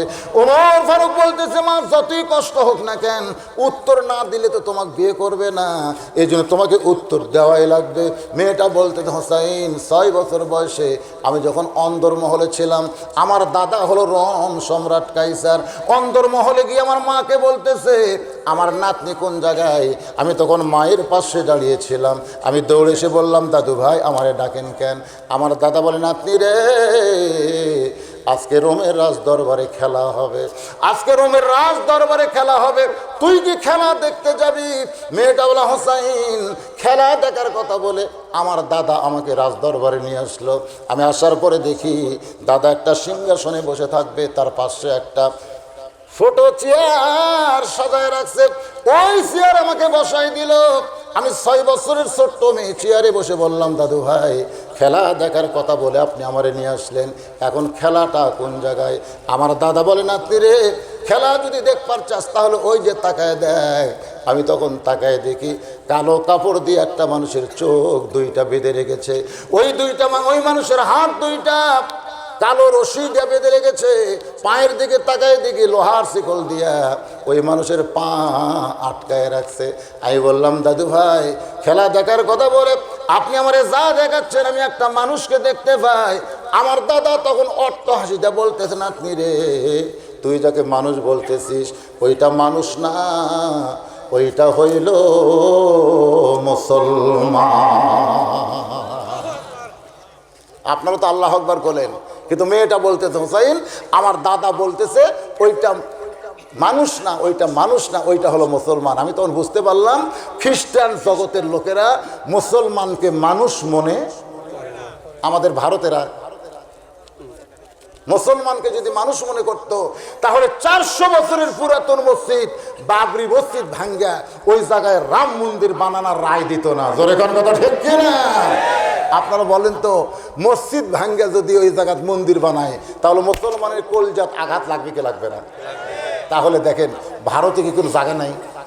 আপনারা এখন ভারতে কি জায়গা নেই? অন্য জায়গায় কি মন্দির বানান যাবে না? এ কথা কোন যাবে কি যাবে না? বাবরি মসজিদ ভাঙ্গা মন্দির বানান লাগবে কেন? যে বাংলাদেশে শতকরা 90 ভাগ 95 ভাগ মুসলমান, সেই বাংলাদেশে একটা মন্দিরকে ভাঙছে, বরং আমরা মন্দির পহরা দেই। দেখছেন আমরা কত ভালোবাসি ভারতের হিন্দুদেরকে, আর ওরা মালনের বাচ্চারা, ওরা বলে আমাকে প্রতিবেশী, ওরা বলে আমাদের প্রতিবেশী। প্রতিবেশী নয়, ওই বঙ্গবীর কাদের সিদ্দিকী বলেছে যে আগে তো মনে করছিলাম ওরা প্রতিবেশী, কিন্তু 43 বছর পরে বুঝলাম ওরা প্রতিবেশী না, ওরা বাংলাদেশকে ভারতের অঙ্গরাজ্য বানাবার চায়। ধরে কোন কথা ঠিক কিনা? ওরা আমাদের স্বাধীনতা দেয়নি তো, স্বাধীনতা দিলে আমাদের দেশের মানুষ যদি যায় অপরাধ হবে, তাকে গুলি করার অধিকার কে দিছে? আজ পর্যন্ত ভারতের কোনো লোককে আমরা গুলি করি? আমাদের বিএসএফ গুলি করে, কথা কর না কেন? করে না তো, কিন্তু ওরা করে। আমাদের বিজেপি কোনোদিন গুলি করে না বাজান, ওরা গুলি করে পাখির মতন মারে। ওরা বাবরি মসজিদ ভাঙ্গা দিয়া ওই জায়গায় রাম মন্দির বানাবে। আপনার বলেন তো, মুসলমান কিন্তু তাদের জীবনের চাইতেও আল্লাহর মসজিদকে বেশি ভালোবাসে। বাবরি মসজিদ ভাঙ্গার রায় দিছে, আর আল্লাহ কাছে আমি বাবরি মসজিদ ভাঙ্গার আগে তোরকে গোটা ভারত ভাঙ্গে খান খান কর্ম। তোরে কোন কথা ঠিক কিনা? ভারতে আন্দোলন শুরু হয়নি? যা ভাঙ। আব্রাহাও ভাঙবার চাচ্ছিল রে কাবা ঘর। আবু তালেব আব্দুল মোত্তালেব রাসূলের দাদা বলল, আল্লাহ আল্লাহ, যে বাহিনী আসতেছে আমরা কিছু করে পারবো না, তোমার ঘর তুমি বাঁচাও। আল্লাহ কয়, কোনো মানুষ যদি না পারে এখন বাধ্য হয়ে তো আমাকে করা লাগবে। সূরা ফিল পড়ে দেখেন, আবাবিল দিয়া কি কামি করছে। আপনারা মনে করছেন আল্লাহর সে আবাবিল মরিছে?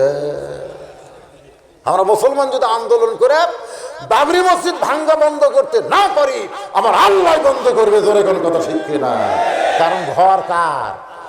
আল্লাহকে হাত দিস না রে, দিস না। বহু বুঝাচ্ছে, তাও বুঝিচ্ছে না। কারণ এরা মুসলমানকে মানুষ মনে করে না। মেয়েটা বলে, হোসাইন আমার দাদা বলতেছে ওইটা মুসলমান, ওইটা মানুষ না, ওইটা মুসলমান। আমি তখন বললাম, দাদু ভাই এই মুসলমানকে নিয়ে আপনি কি খেলবেন? আমার দাদা বলে, ওই যে তাকায় দেখ।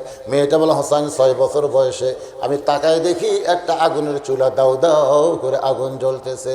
ওই চুলার উপরে একটা বিশাল ডেকসি, সেই ডেকসির মধ্যে মনে মনে তেল, আগুনের তাপে তেলগুলো টকবক টকবক টকবক করতেছে।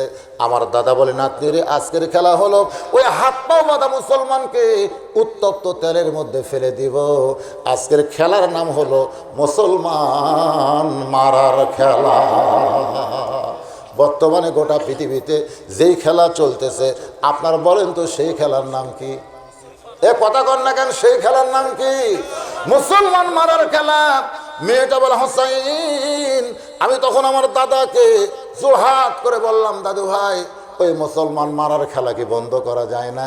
একটা জীবন্ত মানুষকে আগুনের চুলার তেলের মধ্যে ফেলে দিয়ে মারবেন, এই মারাকে বন্ধ করা যায় না? আমার দাদা বলতেছে 100 বার যাবে, 100 বার বন্ধ করা যাবে। তবে একটা বার যদি মুসলমান বলে আল্লাহ রাসূল মানি না, ওই মুসলমান শুধু বলবে আল্লাহ রাসূল মানি না, সঙ্গে সঙ্গে মুসলমানের হাতের বাঁধন খুলে দিব, চোখের বাঁধন খুলে দিব, পায়ের শিকল খুলে দিব।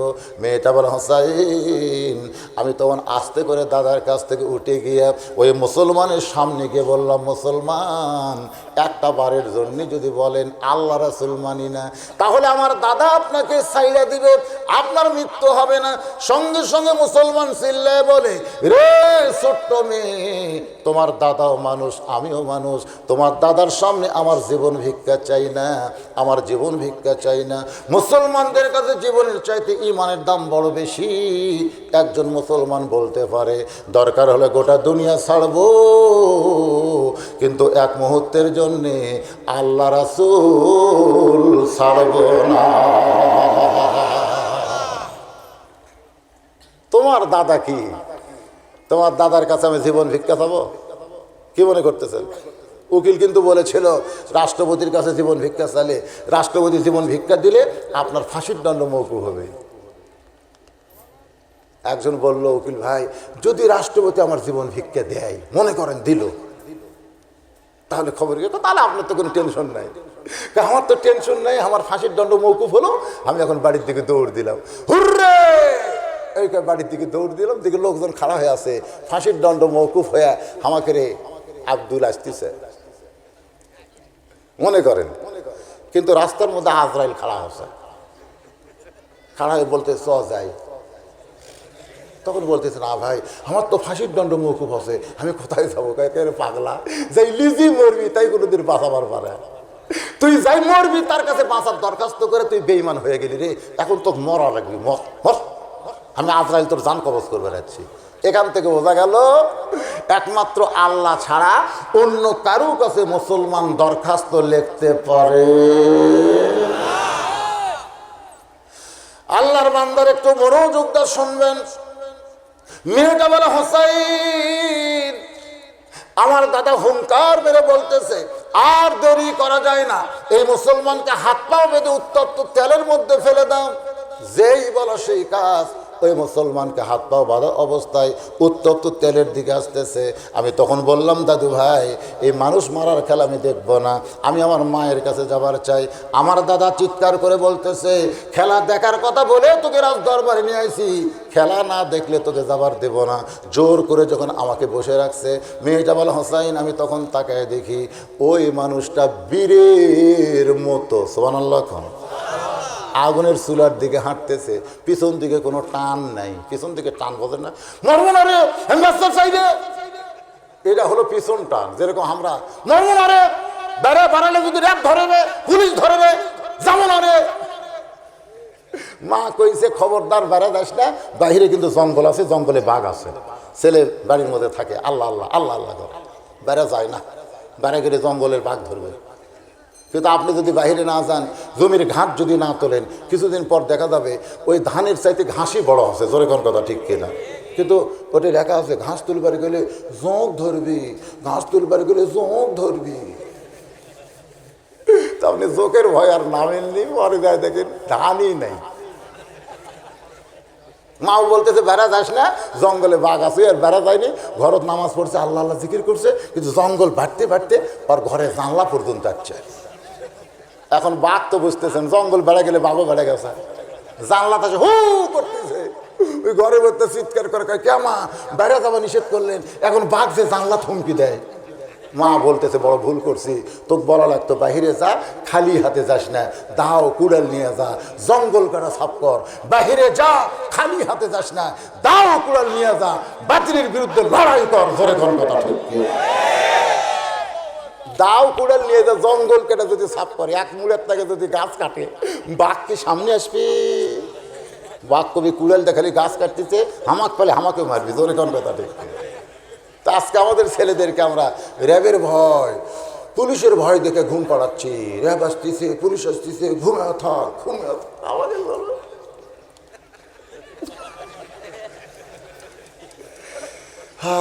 এত ভয় খাওয়া খাসে ভাই। আত্তাকুল্লাহ হাক্কা তুকাতিহি। আজকের আলোচনা হলো আল্লাহর ভয় সব সময়। ধরে করেন সুবহানাল্লাহ। একটু মনোযোগ দিয়ে শোনেন। মেয়েটা বলে, হোসাইন, আমি তাকায় দিকে পিছন দিকে কোনো টান খাই না, সামনে দিকে যখন বীরের মতন হাঁটতেছে, একেবারে উত্তপ্ত তেলের কাছে যখন চলে গেল, আমি তখন দুইটা হাত দিয়া দুইটা চোখ চেপে ধরলাম। একটা জীবন্ত মানুষ উত্তপ্ত তেলের মধ্যে মরবে, এই দৃশ্য আমি দেখবো না বলে দুইটা চোখ যখন চেপে ধরেছি, এমন সময় একটা মধুর কলেমা আমার কানের মধ্যে দিয়ে কলিজার মধ্যে ঢুকতেছে।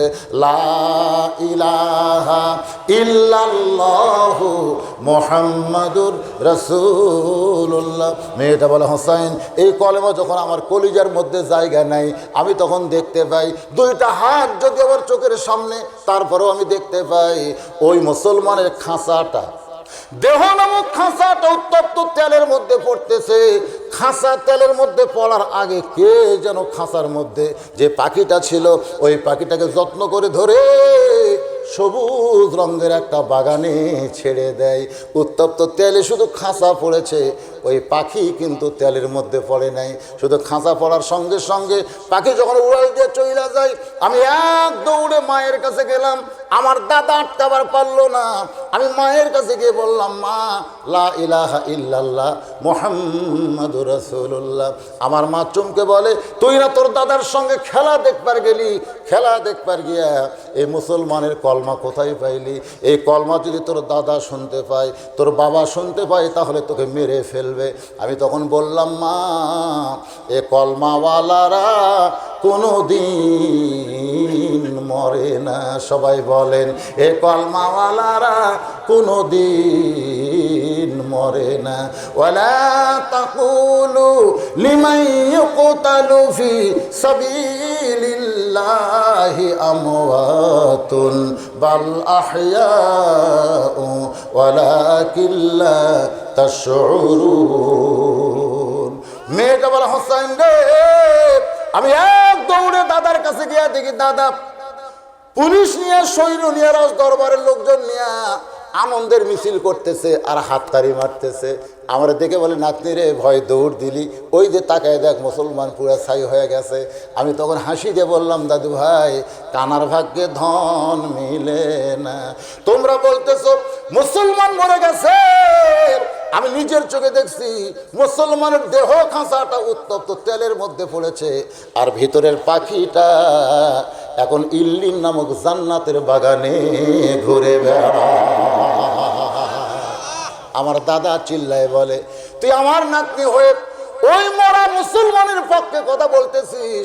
আমি তখন বললাম, দাদু ভাই আমি মরা মুসলমানের পক্ষে কথা বলি নাই। ওই মুসলমান কলমা কইয়া উত্তপ্ত তেলের মধ্যে গেছে, ওই কলমাটা আল্লাহ আমার ইমানের মধ্যে ঢুকে দিয়েছে। মেয়েটা বলে, হোসাইন ওইভাবেই আমি 6 বছর বয়সে ইমান খানা পেয়েছি। হোসেন সঙ্গে সঙ্গে আসমানের দিকে তাকায় বলে, আল্লাহ 2 নম্বর প্রশ্নের উত্তর যেমন আশা করেছিলাম তার চাইতে মেয়েটা 1000 গুণ সুন্দর দিয়েছে। ওমর ফারুক বলে, আলী রে আমার ঘটকালে আল্লাহ কবুল করেছে। হোসেন বলতেছে, এত সহজ না, 3টা প্রশ্নের উত্তর না দিলে আমি তো মেয়েটাকে বিয়ে করব না। ওমর ফারুক বলে, হোসেন এখন 3 নম্বর প্রশ্ন করো। এবার হোসেন 3 নম্বর প্রশ্ন করবে। রে যুবকেরা, প্রশ্নটা শুনতে সহজ মনে হবে কিন্তু উত্তর কিন্তু সহজ না। অনেক সময় প্রশ্ন কঠিন মনে হয়, উত্তর সহজ হয়। আবার অনেক সময় প্রশ্ন কঠিন হয়, উত্তর সহজ। আবার অনেক সময় উত্তর সহজ, প্রশ্ন কিন্তু কঠিন হয়। এবার প্রশ্নটা সহজ মনে হবে আপনাদের। ওমর ফারুক বলে, হোসেন তুমি 3 নম্বর প্রশ্ন করো। এবার হোসেন প্রশ্ন করে, রে মেয়ে আমার 3 নম্বর প্রশ্ন হলো, বিয়ার পরে বিয়ার পরে আমার সঙ্গী তোমার থাকতে হবে। এটা হলো ইসলামের কথা। বিয়ার আগে না বিয়ার পরে? আমাদের বাংলাদেশে যত ভালোবাসা হয় এটা বিয়ার আগে হয় না বিয়ার পরে হয়? বিয়ার আগে যারা ভালোবাসা করে এরা জাহান্নামে যাবে, আর বিয়ার পরে যারা ভালোবাসা করে বইয়ের সাথে এরা হবে জান্নাতি। আমাদের বাংলাদেশে 14ই ফেব্রুয়ারি পালন কেন হয়? এ কথা কর না কেন কেন হয়? হ্যাঁ, টানাটানি দিবস, টানাটানি দিবস। আমাদের এলাকায় আশ্বিন মাসে কুত্তারা প্রেম করে। আশ্বিন মাসে সারা বছর কুত্তা গ্রুপ দেখা যায় না, কিন্তু আশ্বিন মাসে ভাই যেটি সেটি, এমনকি মসজিদের সামনেও লাগে। জুমার দিনে 2 কুত্তা প্রেম করতেছে, মুসল্লিরা খালি মসজিদে ঢুকতে থাকে সে, কিন্তু কুত্তা 2টা লড়ে না। আমি এখন ইমাম মানুষ, কুত্তার কাছে খাড়া হয়ে বললাম, কেরে কুত্তা, খেড়ের পালা আছে, বাঁশের আড়া আছে, প্রেম করবি গোপন টাকার যা করে। এটা সদ মসজিদের সামনে 2 কুত্তা টানা দিয়া আমার দিকে তাকায় যেন বলতে যে, হুজুর তাহলে আমরাই করি রাস্তা, আর কেউ করে না। 14ই ফেব্রুয়ারি ভ্যালেন্টাইন ডে কলেজ পার্কে লমলা লিখে রাস্তায় রাস্তায় জোড়ায় জোড়ায় বসা থাকে, ওরাও যা আমরাও থাকি। এই জন্য 14ই ফেব্রুয়ারি এটা কোনো মুসলমানের দিবস না, এটা হলো কাতি মাসে কুত্তা দিবস। জোরে গণনা। এরকম কুত্তা দিবস কারা করে? বিয়ার পরে না বিয়ার আগে? হোসাইন বলতেছে, আমার 3 নম্বর প্রশ্ন হলো, বিয়ার পরে আমার সঙ্গী তোমার থাকতে হবে। এই প্রশ্নের দ্বারা বোঝা গেল বিয়ার আগে কোনো সম্পর্ক করা যাবে না, সম্পর্ক করতে হবে বিয়ার। আরো জোরে কন। আজকে আমাদের বাংলাদেশে বগুড়ার ওয়ান্ডারল্যান্ড পার্কে যারাই ধরা পড়ছে এরা বিয়ার পরে না বিয়ার আগে? ফেসবুকে দেখেন নাই? আমি বগুড়া পুলিশ সুপারের তারিফ করেছি, আমি কিন্তু সাথে সাথে স্ট্যাটাস দিয়ে দিয়েছি। পুলিশেরা যদি এইরকম হয় তাহলে 14ই ফেব্রুয়ারি অবশ্যই বন্ধ হবে। জোরে কোন কথা ঠিক কিনা? পার্কে পার্কে হানা দিয়া দেখে একটা কুত্তাও নেই, খালি 2 পাওয়া কুত্তা কুত্তি গলা গলি করতেছে, কোলাকুলি করতেছে। কানের কাছে কামুক লাগে, তুমি আমার জীবন, তোমাকে ছাড়া আমি বাঁচবো না, একদিন না দেখলে মনে হয় 1 বছর দেখিনি। এলা কথা কখন কয়? বিয়ার পরে কয়। সব কথা বিয়ার আগে। হোসাইন বলতেছে, বিয়ার পরে আমার সঙ্গী তোমার থাকতে হবে। মেয়েটা ফোঁপায় ফোঁপায় কান্দে, শুধু কান্দে আর কান্দে।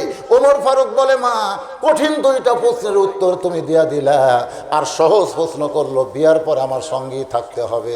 তুমি বললে সঙ্গে থাকবো, তাহলেই তো উত্তর হয়ে যায়। মেয়েটা বলতে, হোসাইন, আইয়ুব নবী একজন নবী ছিলেন।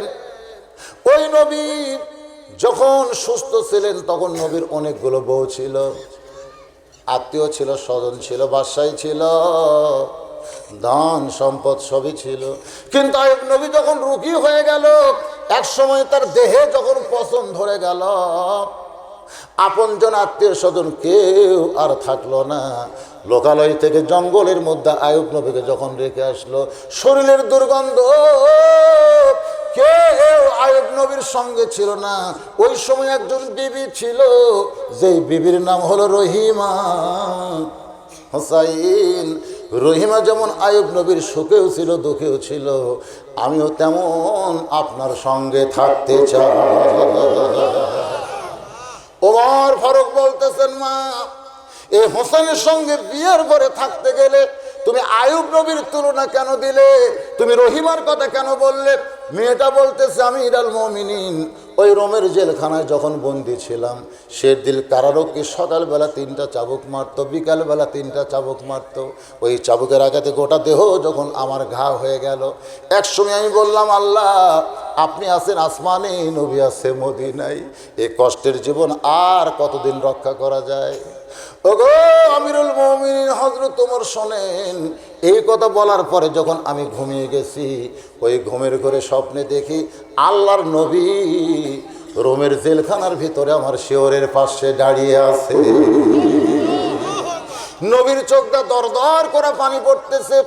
নবী বলতেছেন, ইন্নাল্লাযীনা ক্বালু রাব্বুনাল্লাহু সুম্মা ইসতাকাম তাতানাজ্জালু আলাইহিমুল মালাইকা আল্লাহ তাখাফু ওয়ালা তাহজান ওয়া আবশিরু বিল জান্নাহ। নবী ডাকদা বলে, রে রোম সম্রাট কায়সারের নাতনি, শুধুমাত্র ঈমান গ্রহণ করার অপরাধে এত নির্যাতনের পরেও তুমি ঈমান হারলা না। আমি নবী বলতেছি, এই দুনিয়া থেকে বিদায় নেওয়ার সঙ্গে সঙ্গে আল্লাহ তোমার জন্য 8টা জান্নাতের দরজা খুলে দিবে। আমি বললাম, নবী গো, মরে যাওয়ার পরে আল্লাহ 8টা জান্নাত দিবে, কিন্তু জীবিত অবস্থায় কি আল্লাহ আমার কিছুই দেবে না? নবী বললেন, তুমি কি চাও? আমি তখন বললাম, আপনার ছোট নাতি হোসাইনের আমি বউ হবার চাই, আমি ছোট নাতি হোসাইনের বউ হবার চাই। নবীর 2টা চোখের মধ্যে আমি রক্তের কান্না দেখলাম, যেন চোখ দিয়ে রক্ত পড়তেছে। বললাম, ইয়া রাসূলুল্লাহ, আমি হোসাইনের বউ হবার চাইতে আপনি এমন করে কেন কাঁদতেছেন? নবী ডাকতে বলে, রে মেয়ে, তুই কি পারবি দুঃখের দিন আমার হোসেনের সঙ্গে থাকতে? কারণ আমার হোসাইন বাতিলের বিরুদ্ধে আপোষ, বাতিলের বিরুদ্ধে লড়াই করতে গিয়া হকের পক্ষে সৈনিক হইয়া ওদের সঙ্গে যুদ্ধ করতে করতে গোটা দেহ ছিন্ন ভিন্ন করে দেহ থেকে মস্তক পর্যন্ত বিস্তীর্ণ বিচ্ছিন্ন হয়ে যাবে। ওই কঠিন কারবালার দিন তুই কি আমার নাতির সঙ্গে থাকতে পারবি? মেয়েটা যখন কান্দে, সঙ্গে সঙ্গে হোসেন চিল্লায় বলে, রে মেয়ে, স্বপ্নের ভিতরে আমার নানারে যখন পেয়ে নানার কাছ থেকে কারবালার খবর শুনেছ। আমি যখন নানার কোলে ছিলাম, নানা বারবার আমার চেহারায় চুমু খাইতো, আমার চেহারায় চুমু খাইতো। একদিন মা ফাতেমা বলে, বাবা আপনি হোসেনকে কোলের মধ্যে নিয়ে মাঝে মধ্যে দেখেছি চোখ দিয়ে আপনার পানি পড়ে, আর আপনি 2টা থুতুনিতে চুমু খান কেন? রাসূল বলতে, ফাতেমা এমন একটা গোপন খবর আল্লাহ আমাকে জানাইছে, আমার এই হোসেন বাতিলের বিরুদ্ধে লড়াই করবে, হোসেন নিজের দেহটা আল্লাহর জন্যে কোরবানি করবে। ওই মেয়েটার সঙ্গে হোসেনের বিয়ে হয়েছে। আজকের আলোচনার ভিতর দিয়া আমি একটা ঘটনা এর সঙ্গে আত্মা করল, হাক্কা তুকাতিহি, এই 2টা জিনিস আমি বোঝানোর চেষ্টা করেছি। শেষের পয়েন্টটা হলো, লা তামুতুন্না, মৃত্যুবরণ করো না, ইল্লা ওয়া আনতুম মুসলিমুন, যদি আমরা মুসলমান হয়ে মরতে চাই। আল্লাহর ভয়, যথাযথ ভয়, এই 2টা আমল করা ছাড়া মরার কোনো উপায় নেই।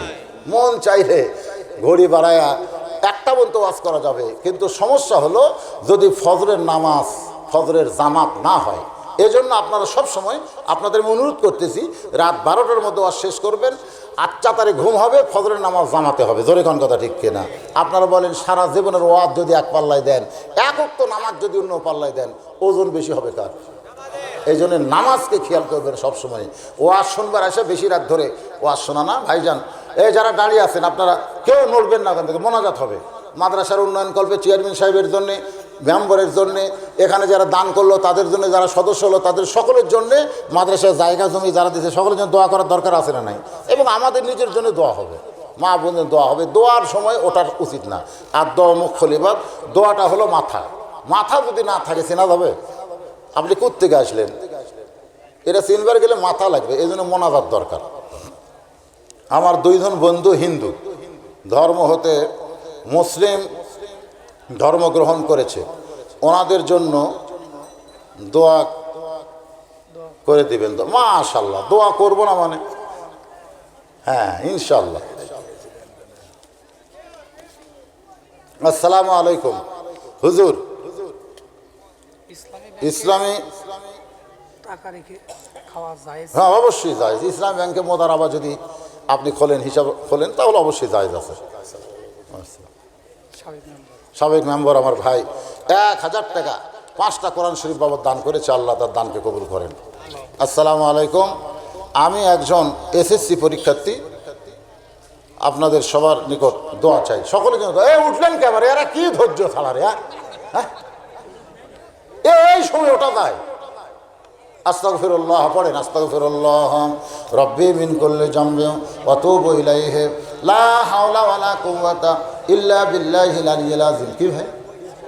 ও আচ্ছা আচ্ছা আচ্ছা, ওই যে আমার কিছুটা বই আছে, খুব সুন্দর বই। যারা বই এর আগে নিছেন, আজকেও যারা নেবেন, সুন্নাতের বাগান, মানে সুন্নত, আসলে সুন্নত সম্পর্কে ব্যাপক আলোচনা বইটার মধ্যে আছে। এই বই বিক্রি করে যে টাকা হয়, আমার এতিমখানা আছে, এতিমদের পিছনে কিছুটা খরচ করা যায়। আপনারা যদি বই নেন তো একটা বইও নেবেন, এতিমদের সহযোগিতার সব পাবেন। মাত্র 30 টাকা হাদিয়া দিয়ে একটা করে বই নেবেন মোনাজাতের পরে, এখন দরকার নাই। আল্লাহুম্মা আমিন, আল্লাহুম্মা আনতাস সালাম ওয়া মিনকাস সালাম, তাবারাকতা ইয়া যাল জালালি ওয়াল ইকরাম। মাবুদ, রাত 12:30 বেজে গেছে। এই দীর্ঘ সময় পর্যন্ত তোমার পাগল বান্দা বান্দিরা আরামের বাড়ি, আরামের ঘুমকে বাদ দিয়ে কোরআন হাদিসের মহাব্বত কলিজার মধ্যে নিয়ে এই জান্নাতের বাগানে বসে বসে কোরআন হাদিসের আলোচনা শোনার শেষে আমি গুনাহগারের সঙ্গে রহমতের দরজায় ফকির হয়ে দোকানে হাত তুলেছে। আল্লাহ মেহেরবানি করে আজকের এই মাহফিল আমাদের সকলের হেদায়েতের জন্যে, নাজাতের জন্যে, জান্নাতের জন্যে কবুল করো। এই মাহফিলের শুরু থেকে শেষ পর্যন্ত যত আলোচনা হয়েছে আল্লাহ, এর মধ্যে যদি ত্রুটি হয়, ভুল হয়, মাফ করে দিও। এর যা হাদিয়া মঞ্জুর করো সোনার মদিনায় নবী পাকের রওজা মুবারকে আল্লাহ কবুল করো। তামাম আম্বিয়ায়ে কেরাম, আসহাবে কেরাম, তাবিনে কেরাম, তাবা তাবিনে কেরাম, তামাম পৃথিবীর মাটির নিচে যত মুমিন মুমিনা আছে আল্লাহ সকলের আরওয়াহ ফরে হাদিয়া কবুল করো। আমরা যারা হাত তুলেছি, আমাদের জনম দুঃখনী মা যাদের কবরে গেছে